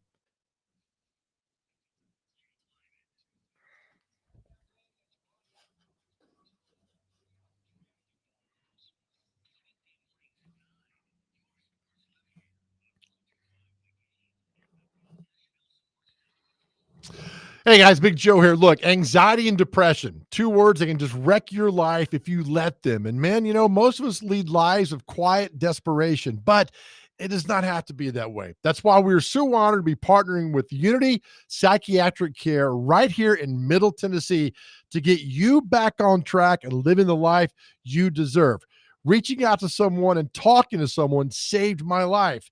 And we want the same for you. Just go to GameNashville.com and click on the Chase and Big Joe show. There, you will see a link for Unity Psychiatric Care and start taking back your life. Or you can call 1-888 1-888-508-8002. 1-888-508-8002. Look, help is just around the corner. Take back your life, and please know you do not have to go through any of this alone. We got you, and so does Unity Psychiatric Care. Again, go to GameNashville.com, click on the Chase and Big Joe Show, and let the journey begin for you.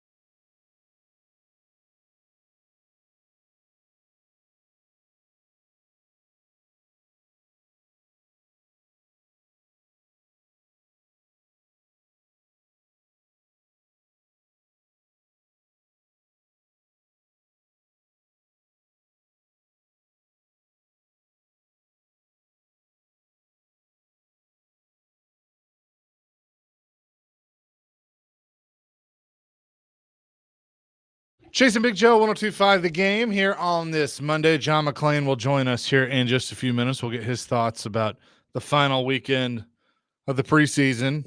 We get real games coming up next week, and looking forward to that. Trying to look out, see how many days off these guys get. I think they released on Friday and back Tuesday. That's what I'm seeing on some teams that are doing this. So, they don't. I hope that they'll figure this out with the 18 games, because I mean that's going to happen. And just put in 2 bye weeks. They should just have 2 off weeks. Like the NASCAR schedule came out last week, and they put in like a 2 or 3 week just off week. Like just take a few weeks off, and I'm like, that's a brilliant idea, because you need some time. Now, I think they should do it earlier in the season and, in the season early when it comes to NASCAR. But I mean, I think college finally did it. They finally added the 2 bye weeks.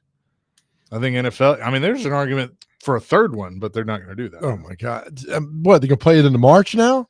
Yeah, probably. I mean, it's ridiculous. And I know we talked to John about, moving the NFL season up to Labor Day weekend, but they said so many people are traveling, they're not going to do that. And right now, NFL can pretty much do whatever they want to. But I mean, you're putting this season now ending, it ends the first week in January, and you're going to push it back in the, middle to latter part of January, and then playoffs. They're just so long and all this stuff that they're doing. And I mean, college football, it starts this weekend. It ends regular season after Thanksgiving. Well, you figure things out. Right. But I will say, like, there's a lot of stuff that is changing and traditions that are going away. I mean, there's all this thought about baseball realignment that would see the Braves go to the American League and like make it more geographical and all these things. There's one thing you've got to stay away from. Do not touch college football on Labor Day weekend. Labor Day weekend is college football and no one else. And I think it should stay that way. Yeah, I don't think NFL moves up because, again, we talk about people traveling and going on and what's happening there and not to mess with it. And I like college football the way it is. I mean, you wait the whole time, when it's going to end in late November.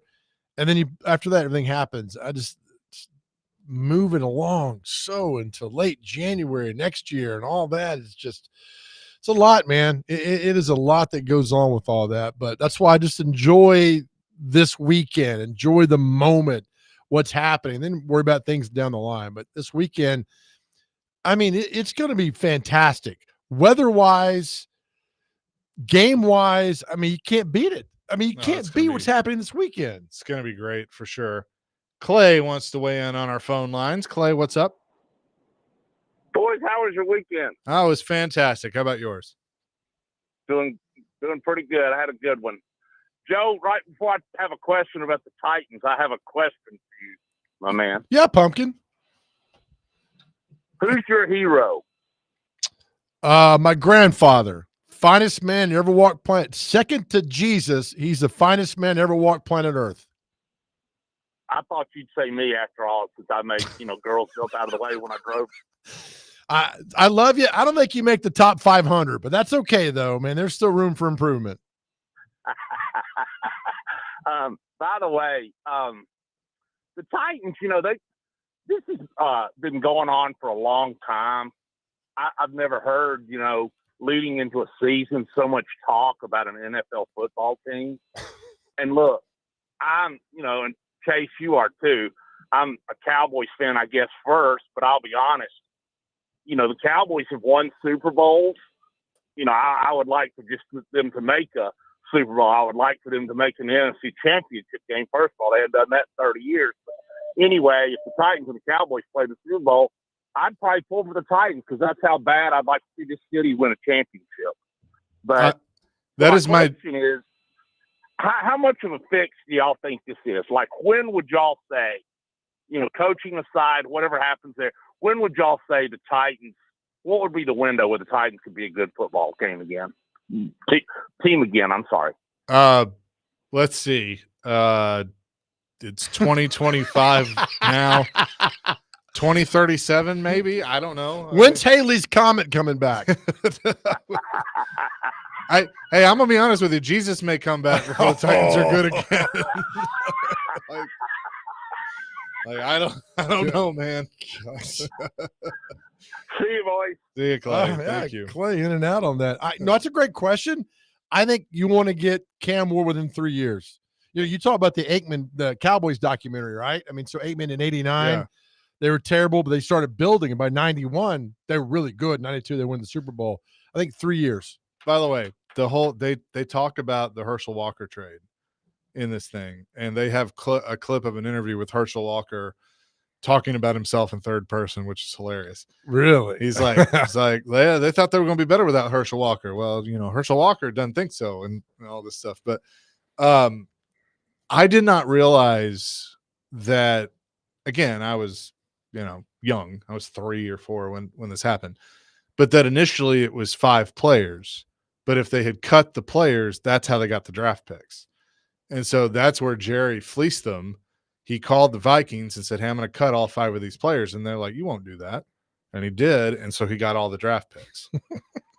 And I was like, why would anyone ever agree to a trade like that? You're right. Like, that made no sense. And I don't think it's been done since then. No, that's why the AJ Brown thing that came up, I saw some poll like that's the number 2 worst trade in NFL history. Yeah, right. Cowboys and Herschel won to the Vikings, and AJ Brown second because to the Eagles. If they don't make that trade, I don't know if we're talking about that dynasty. You're right. The very last part of that trade, because it had different tentacles. Yeah. Was Brad Hopkins getting drafted by the Oilers in 93. Because they had traded that pick or something. Right. Yeah. I mean, there's like 27 different tentacles that happen and all that. It's just crazy all that went down. Yep. We'll talk to John McClain coming up next. Chasing Big Joe, 102.5 The Game.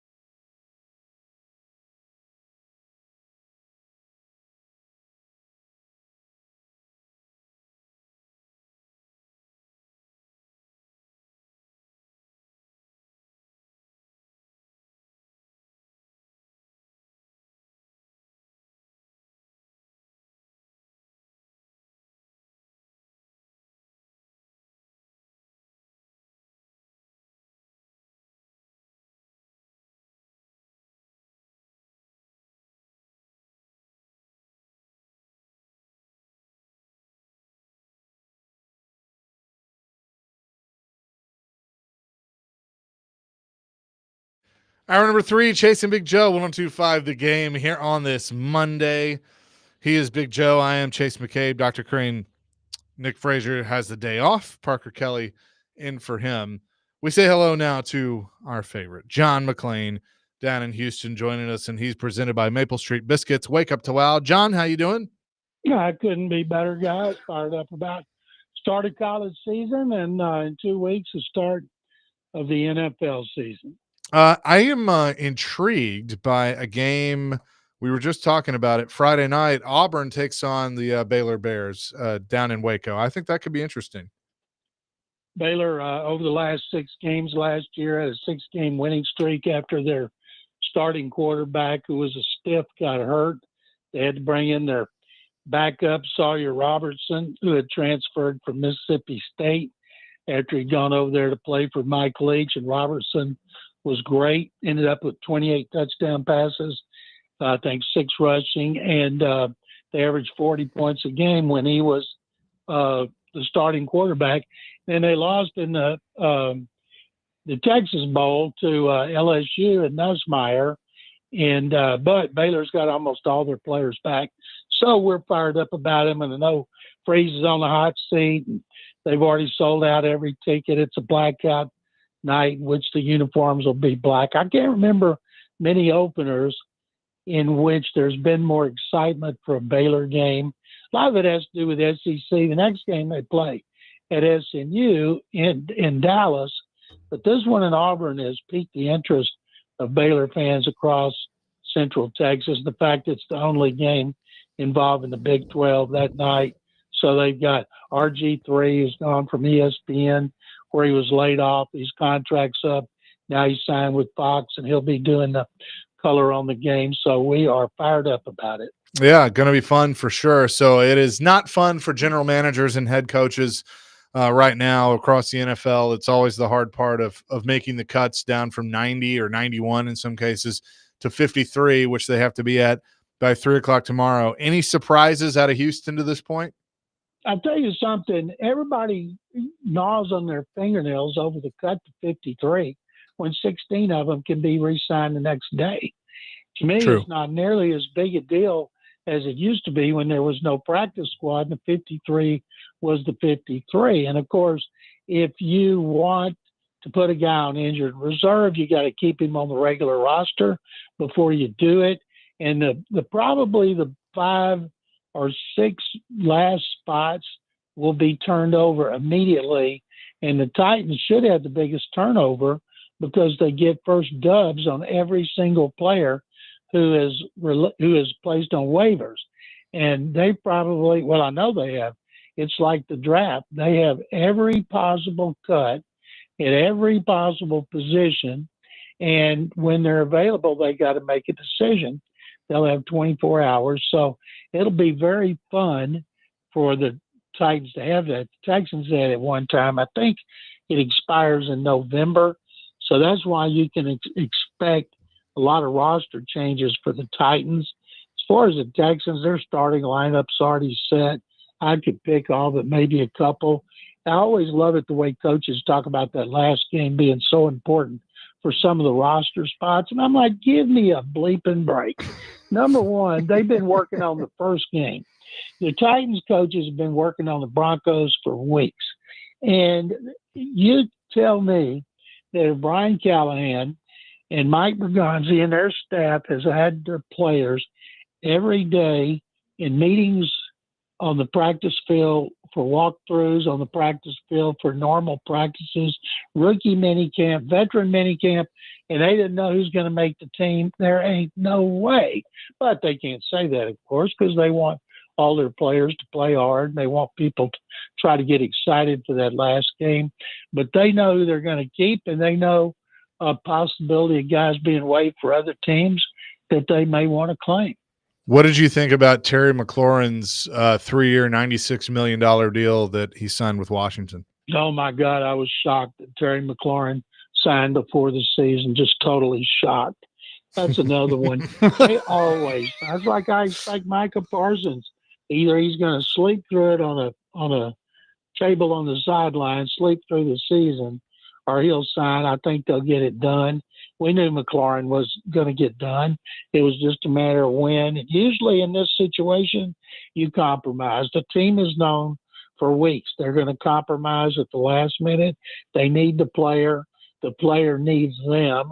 And the player and his agent, the agents told him the strategy. Look, at last, when they compromise, we're compromising. We'll get it done. That's what they did. Talking to John McClain on the Chase and Big Joe show. John, Chase and I were talking earlier about getting out there. If the Titans need to get a backup quarterback to Cam Moore, if they're not happy with Brandon Allen or Trevor Siemian. We talked about when you get a guy in here now, John, it's like you think, well, you got 13 days for the next game. But don't they get like 4 or 5 days coming off for Labor Day? I just think it wouldn't be advantageous to go out and get a backup quarterback because you got to learn all the terminology and all that stuff. Just stick with what you got right now. Yeah, and unless there's somebody they really like who becomes available, that's probably what they're going to do. Now, they've seen Allen behind the scenes like nobody else has seen. He's been around. He started some games.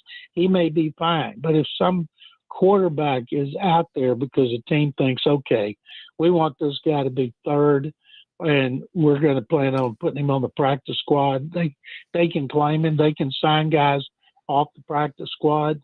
But usually if you have a veteran and he's smart and he has been around, those guys can come in and learn the system, the basics in no time, and they'll cram and they'll work 24/7.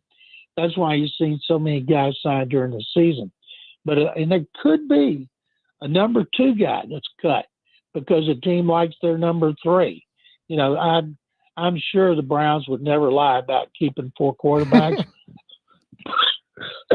Excuse me. But Kenny Pickett hadn't been able to practice. Dylan Gabriel looks really good compared to Shedeur Sanders, who was hoarse, you know what, in his second appearance, and Gabriel got better. There's a reason they drafted Dylan Gabriel over Shedeur Sanders. They thought he's a better prospect. So I think unless what if it was some backup from Cincinnati that was surprisingly cut and you got a coach familiar with him, that would be different.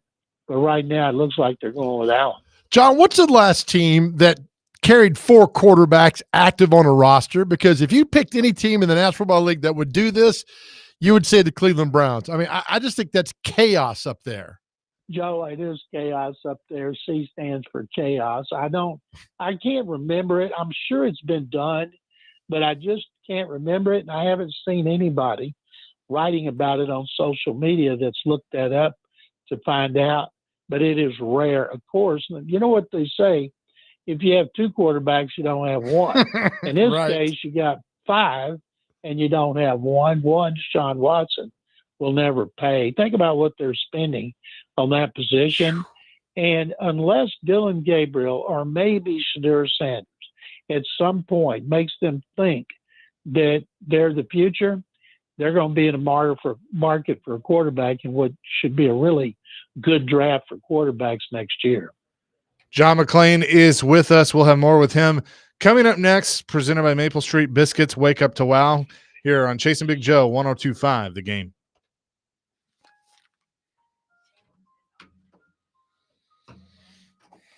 I like a feisty John.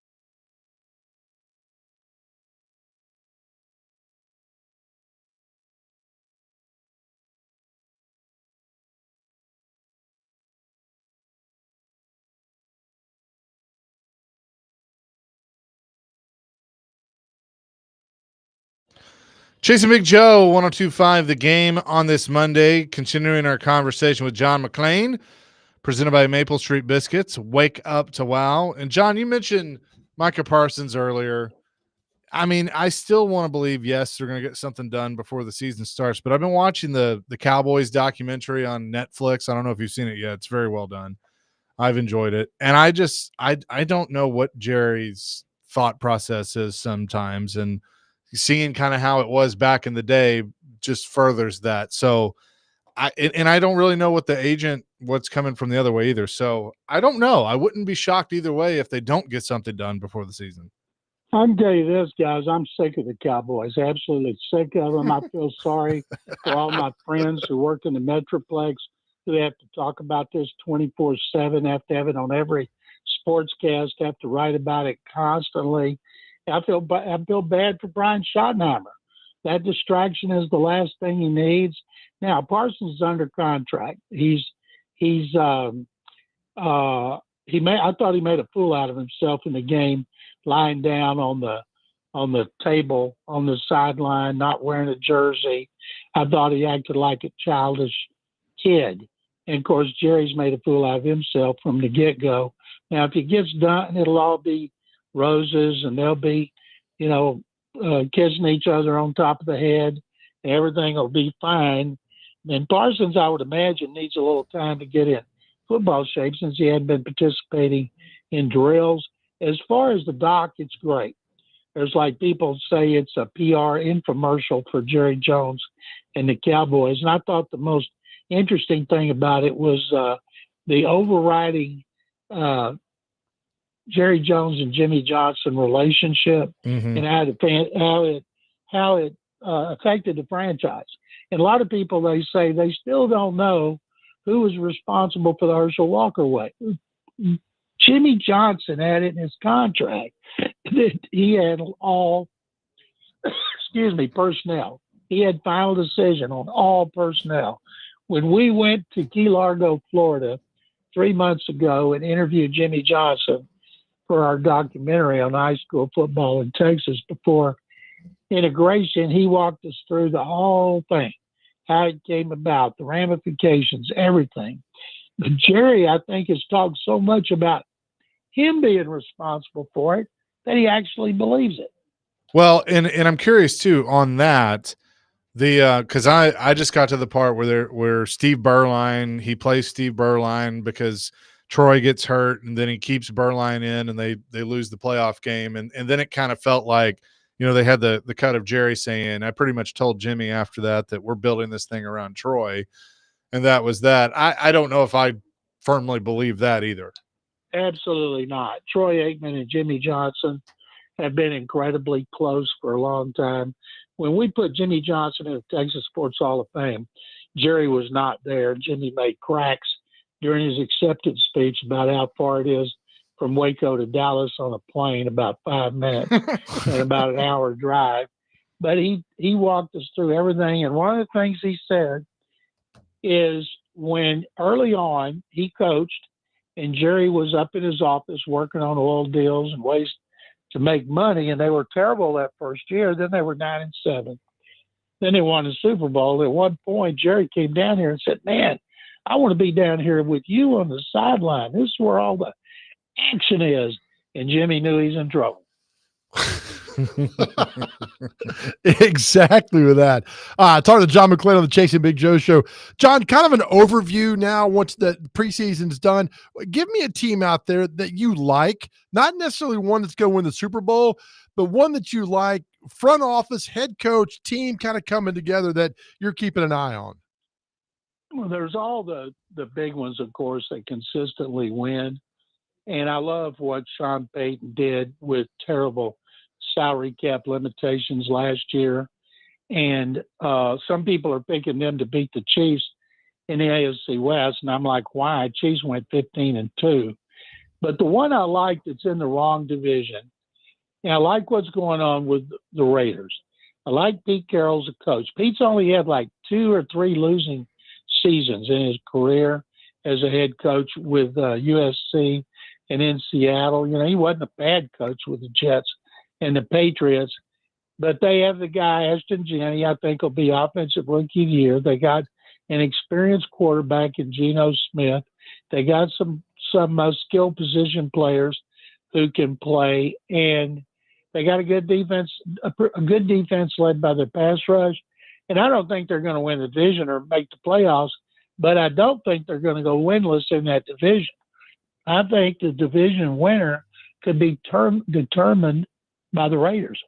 Oh, yeah. We had Tyler Lockett on a few weeks ago during training camp. He played for Pete in Seattle for many years.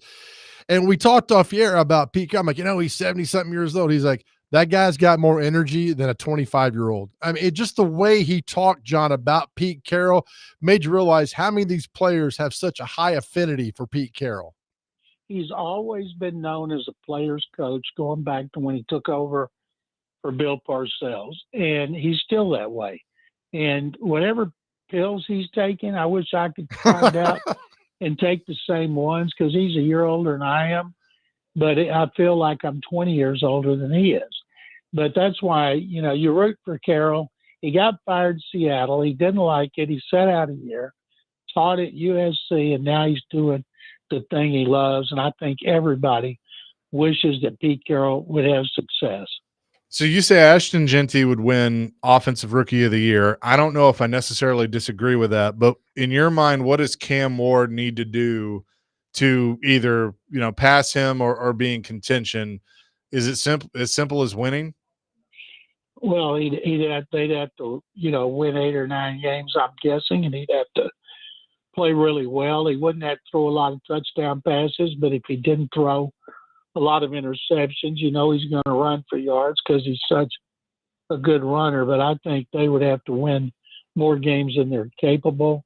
And I think Ashton Janney, because he's going to get the ball so much, and running back is an easy position for rookie quarterbacks. I mean, for rookie players, where quarterback is so much more difficult.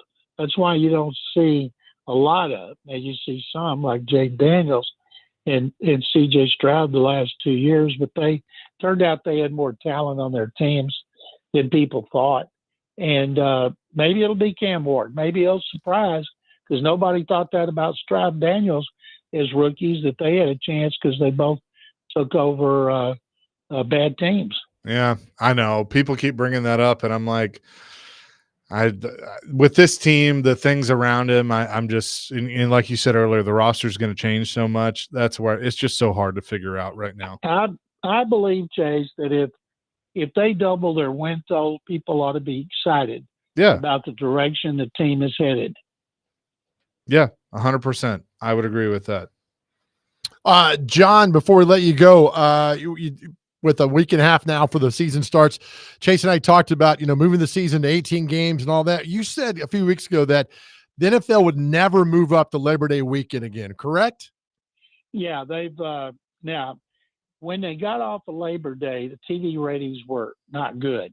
It started in a hole, and especially from where they ended up the previous season. Always it's like you're behind in a race and you got to overcome the people in front of you. So once they didn't play on that weekend, the ratings were great from the get-go. Now, maybe now they would be, but there's no reason. They're going to have 2 bye weeks, and there's no reason they couldn't put the Super Bowl in April up against baseball's first season openers if they wanted to, because teams that host the Super Bowl, when Nashville gets a Super Bowl, after the new stadium, they'll have to play a season in the stadium before they're going to have a chance to get one, but they will have to keep the entire month of February, all the hotel rooms, everything has to be available for the Super Bowl. And the reason that was put in eventually is worried about disasters or floods or hurricanes or tornadoes.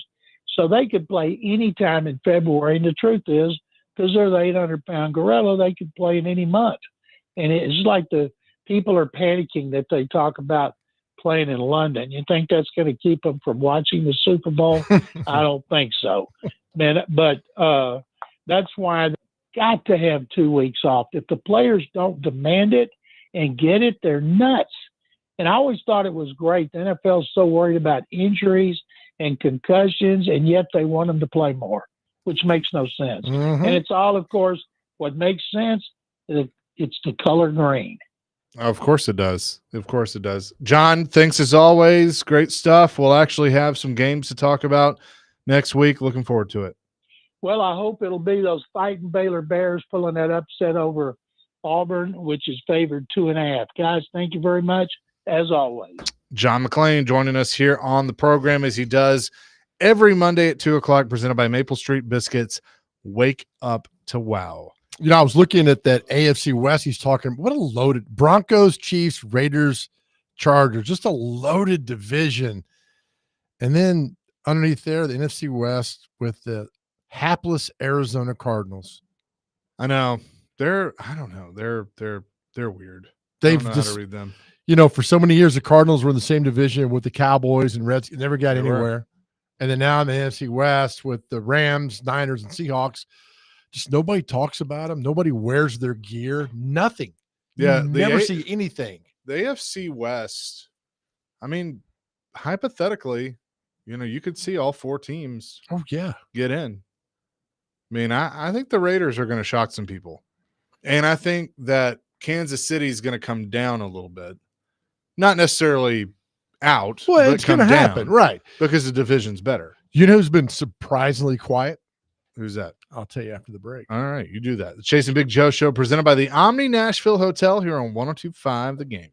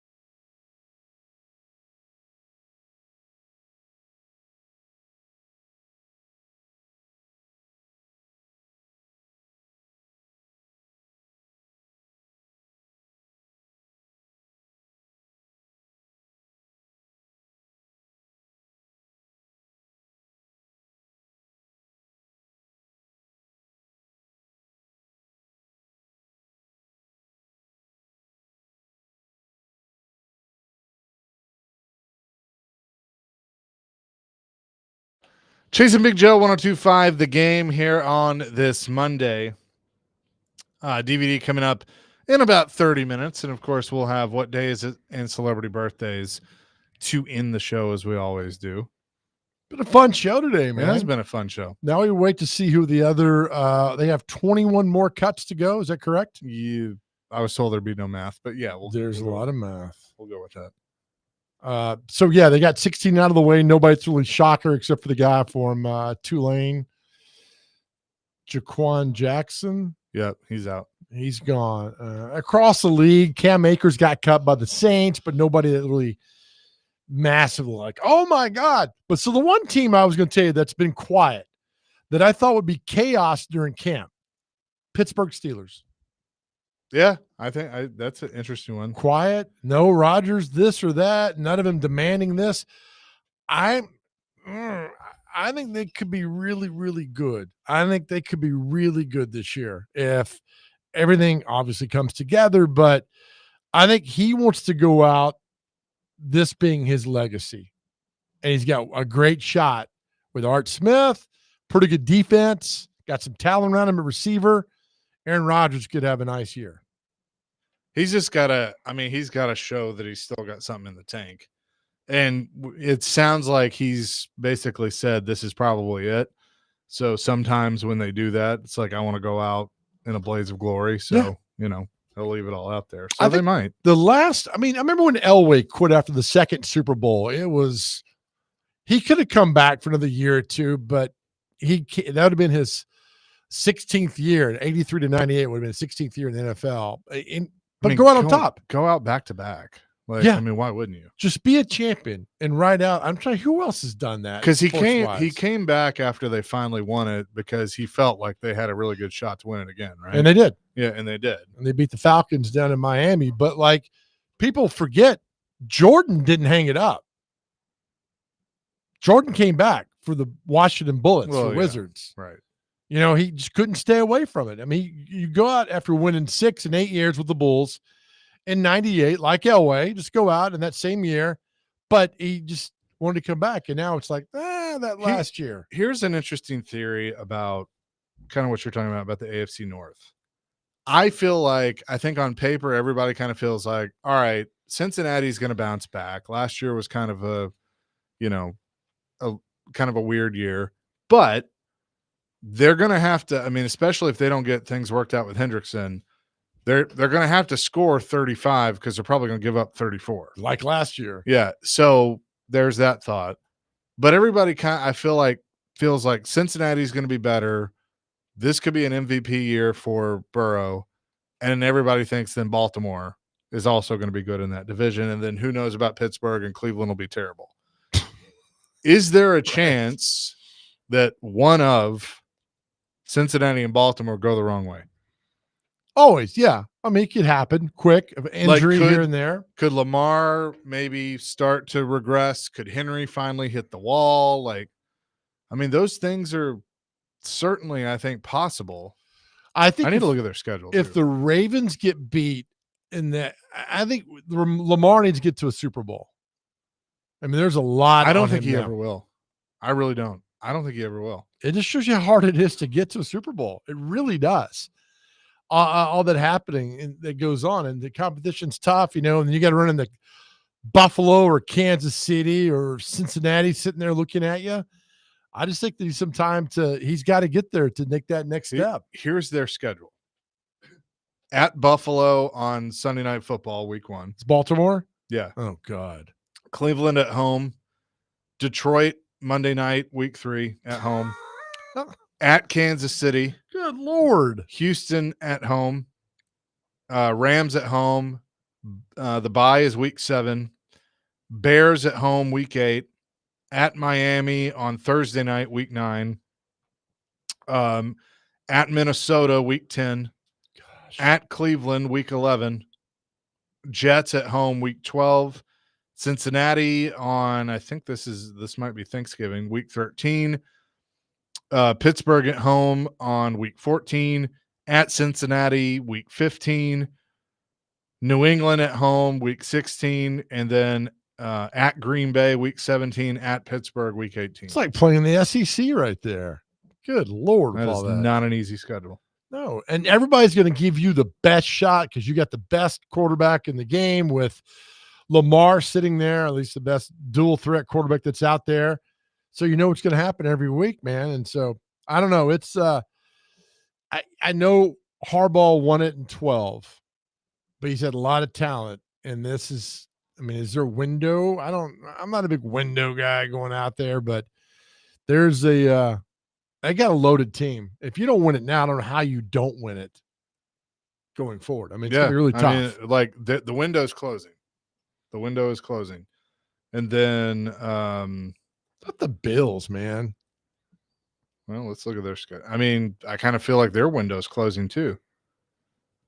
Let's see. Their schedule, Baltimore at home, at the Jets, Miami on a Thursday, week 3, New Orleans at home, New England at home, at Atlanta on a Monday night, week 6. Their bye is week 7. At Carolina, Kansas City at home, week 9. At Miami, week 10. Tampa at home, week 11. At Houston on a Thursday night, week 12. At Pittsburgh, week 13. Cincinnati, week 14. At New England, week 15. At Cleveland, week 16. Philadelphia, week 17. The Jets, week 18. Not a bad schedule. Get some of those teams at home in late December, early January up there in Buffalo. And the week 18 game is the final game at Ralph Wilson. It is. And they're going to wear the red helmets. I love the fact they are not moving into a dome stadium. I think it's I great. love that too. But how about that? Last game, they're going to wear the old red helmets. Solid. I love that. It'll be good. I mean, I think that's, again, a lot determines with injuries and momentum and what goes on, but that schedule's a lot easier than what you see with the Baltimore Ravens that's happening there. But again, you just got to be as good as better than other 3 teams in your division, and you get to the playoffs. And that's where I look with the playoffs. That's where I look with the Titans is like all this that's going around the league should be better than Houston, Colts, and Jags. You should be better than the Colts and Jags. Then you see you can take down Houston. Yep. God, the AFC South is terrible. Just terrible. Right now it is. I mean, that could change. Just bad. I haven't found, like, every now and then you kind of have that team where you look at them going into the season and you go, they might surprise people. I mean, maybe Pittsburgh, but I think anytime you got a quarterback, maybe Oakland, maybe the Raiders, not Oakland, but Vegas, maybe the Raiders. Well, I mean, Geno's his second career. The Jets, it was terrible with them. Got this opportunity now. He had it in Seattle. Now he's on his 3rd team, and all it takes is you go through the fire. And Sam Darnold, perfect example. These quarterbacks, and that might happen to Will Levis down the line. You never know how this could turn out to be. But that AFC West is tough. It's fun. And in the back of your mind, you're still thinking about Brock Bowers being here because they could have had him. I know. Right? And now that'll drive you crazy. Think about players that could have been here. Go that 2017 draft and where Mahomes landed and the Titans took Corey Davis 5 with Adoree Jackson at 17. Well, I mean, even if you did just two what ifs, like if the Titans had taken Amon-Ra St. Brown instead of Dez Fitzpatrick, and if they had taken Brock Bowers instead of J.C. Latham, what would that look like? You're right. It'll drive you crazy. It changes everything because Cam Ward's probably not here. Cam Ward's not here. You're probably in a completely different. I still think the flip 6, had that not happened, Titans win that game. Cam Ward is not here. And Will Levis is probably still the quarterback. Amen. Yep. God, it's so funny how things just go a different direction.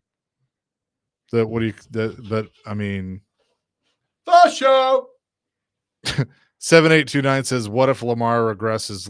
Literally a perennial MVP candidate. I mean, it does happen sometimes. Well, it just shows that you have to have 10 other guys around you. Elway couldn't get there until they got a running game and got a hell of an offensive line. What on earth would lead you to believe Lamar won't make a Super Bowl? He was literally a dropped pass away from playing for it. Guess what? The pass got dropped. They were not. That was a divisional game. The championship game was the Chiefs and the Bills. Yeah. That is correct. And he has. How about this? Throw a better pass. Yeah, and he's choked a few times. Yeah, it happens. But it shows you that's what I'm basing that on. Football is a team game. You'd be great all day. Archie Manning was a great quarterback in the NFL. He was surrounded by terrible players. They sucked for years with the Saints. People are like, Archie should be in the Hall of Fame. No, he shouldn't. His numbers are terrible because he was Archie Manning. Oh, yeah. He was surrounded by bad players. He's a great quarterback. That's why I love football. It takes all 11 to get there.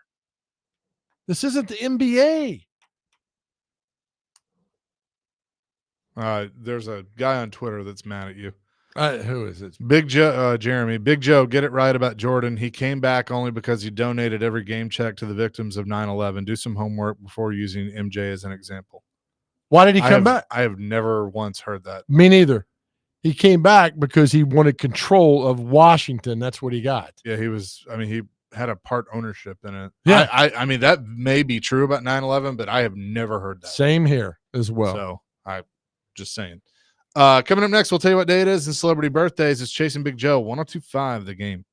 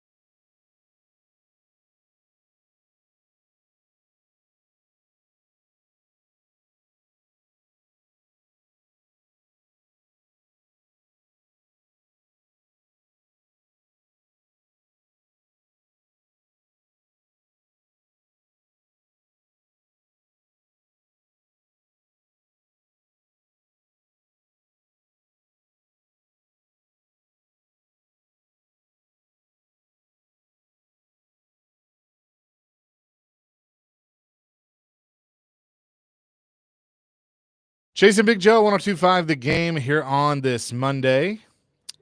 Presented by the Omni Nashville Hotel. We'll be there back at Kitchen Notes on Friday. Looking forward to that. We're broadcasting from the Busy Bee Plumbing, Heating, and Air Conditioning Game Nashville Studios, home of the $99 yearly Beehive membership, where the buzz is always about great service. With that, let's get to what day is it and celebrity birthdays. Presented by Jarrett Companies, Inc. Their commercial plumbing and HVAC division covers all refrigeration, service, and maintenance needs. JarrettCompaniesInc.com, above and beyond industry standards. You got it today, JoJo. All right, gentlemen. What day is it? It is Instant Ramen Day. Ramen noodles. Oh, I like ramen. David Jane's favorite. Yeah. Is it? I love ramen noodles. It's also National Kiss and Makeup Day. National Motorist Consideration Monday. So be nice out there, folks, on the road. It's impossible to do that in Nashville. Also, it's National Banana Split Day. Remember one day, Chase, you split your pants, and we're like, oh, split day. I've never been a huge fan of the banana split. Same, either. National Park Service Founders Day. Chase, what's your favorite park? Cedar Hill? Yes. I love this day. National Secondhand Wardrobe Day. Parker Kelly, you wearing some hand-me-downs, aren't you? Nope. Whatever, man. Finally, National Whiskey Sour Day. Chaser likes some good whiskey sour. I do. He does. Oh, that. All right, time for celebrity birthdays. You got to get these birthdays within 2 years. Here we go. Our first, Parker Kelly, you ready for this game? I am ready. I'm not going to go 0 for today. Okay. Yeah, you've had some really bad showings. If we might have to drop you down to the double A if you don't get this done. All right, our first birthday today is the very talented Gene Simmons. How old is Gene Simmons today? Hiram. He is 78. He's 76. 76 exactly. Nice. Parker's got his love gun out. Elvis. Elvis Costello. Who? Exactly. I know Elvis Costello, but what's his first name? Elvis Costello. Oh, you're not doing it. So he's not the Elvis from Memphis. Man, this guy stole my name one time. I said, man, put a cease and desist on that, my name. Sorry. Yeah. Focused. Elvis Costello is 77. I'll go 72. 70. Parker's up 3-0. He's feeling good, Mike. Who else? Who's this guy? Tim Burton, the great director, Tim Burton, who did Edward Scissorhands. 68. 65. 67. Chase on the board, 3-1. Billy Ray Cyrus. How old is our good friend Billy Ray Cyrus? 65. 62. 64. It's now 3-2. Chase battling back. The very handsome, debonair Blair Underwood.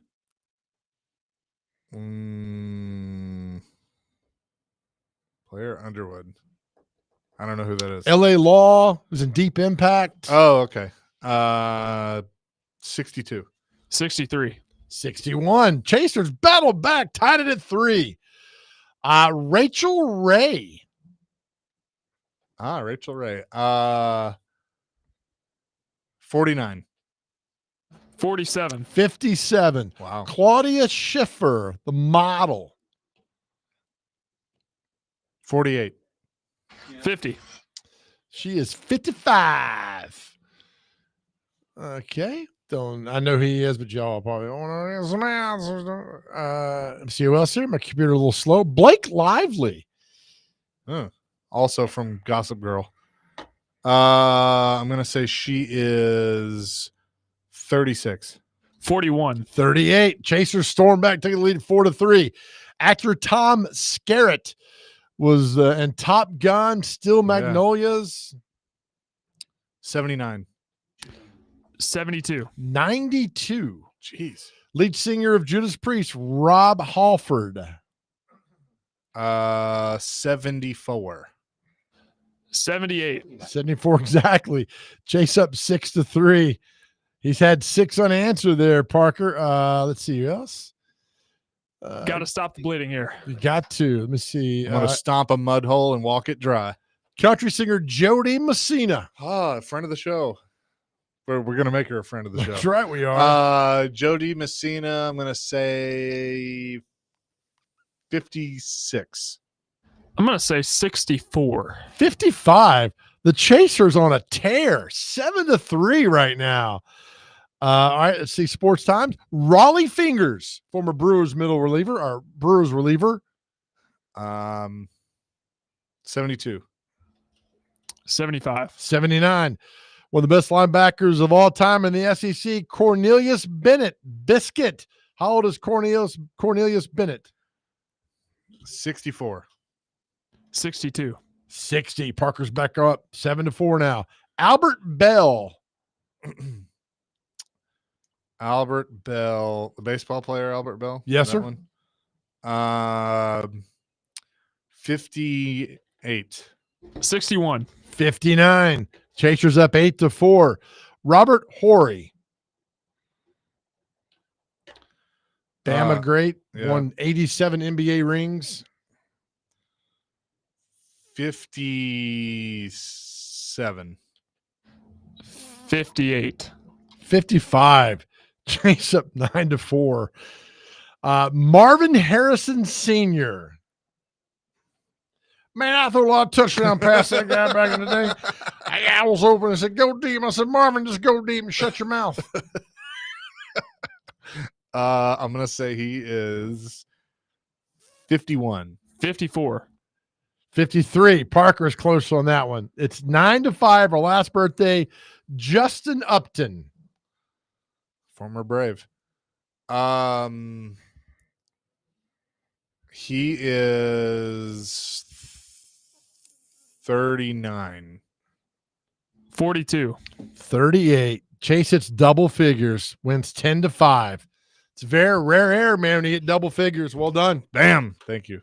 That is going to do it for us today. Hey, I hope everybody had a great weekend. To our guys out there, it's a message we've been on for 2 years. If you're struggling, please reach out, talk to somebody. Just know that our world is a better place because you are here. You are so loved, and what you're going through, I understand some days you have dark clouds, but as we tell you all the time, thunderstorms always run out of rain. If you need help, go to our website, thegamenashville.com. Click on the Chase and Big Joe Show. There you'll see a link to Unity Psychiatric Care. Please talk to somebody. Please get the help. As we've said, our world's a better place because you are here. We love you and want you to know, more importantly, more than anything else in this world, God loves you. Amen to that. Peace, love, rock and roll DVD is coming up next. We're back at it tomorrow at noon right here on 102.5 The Game.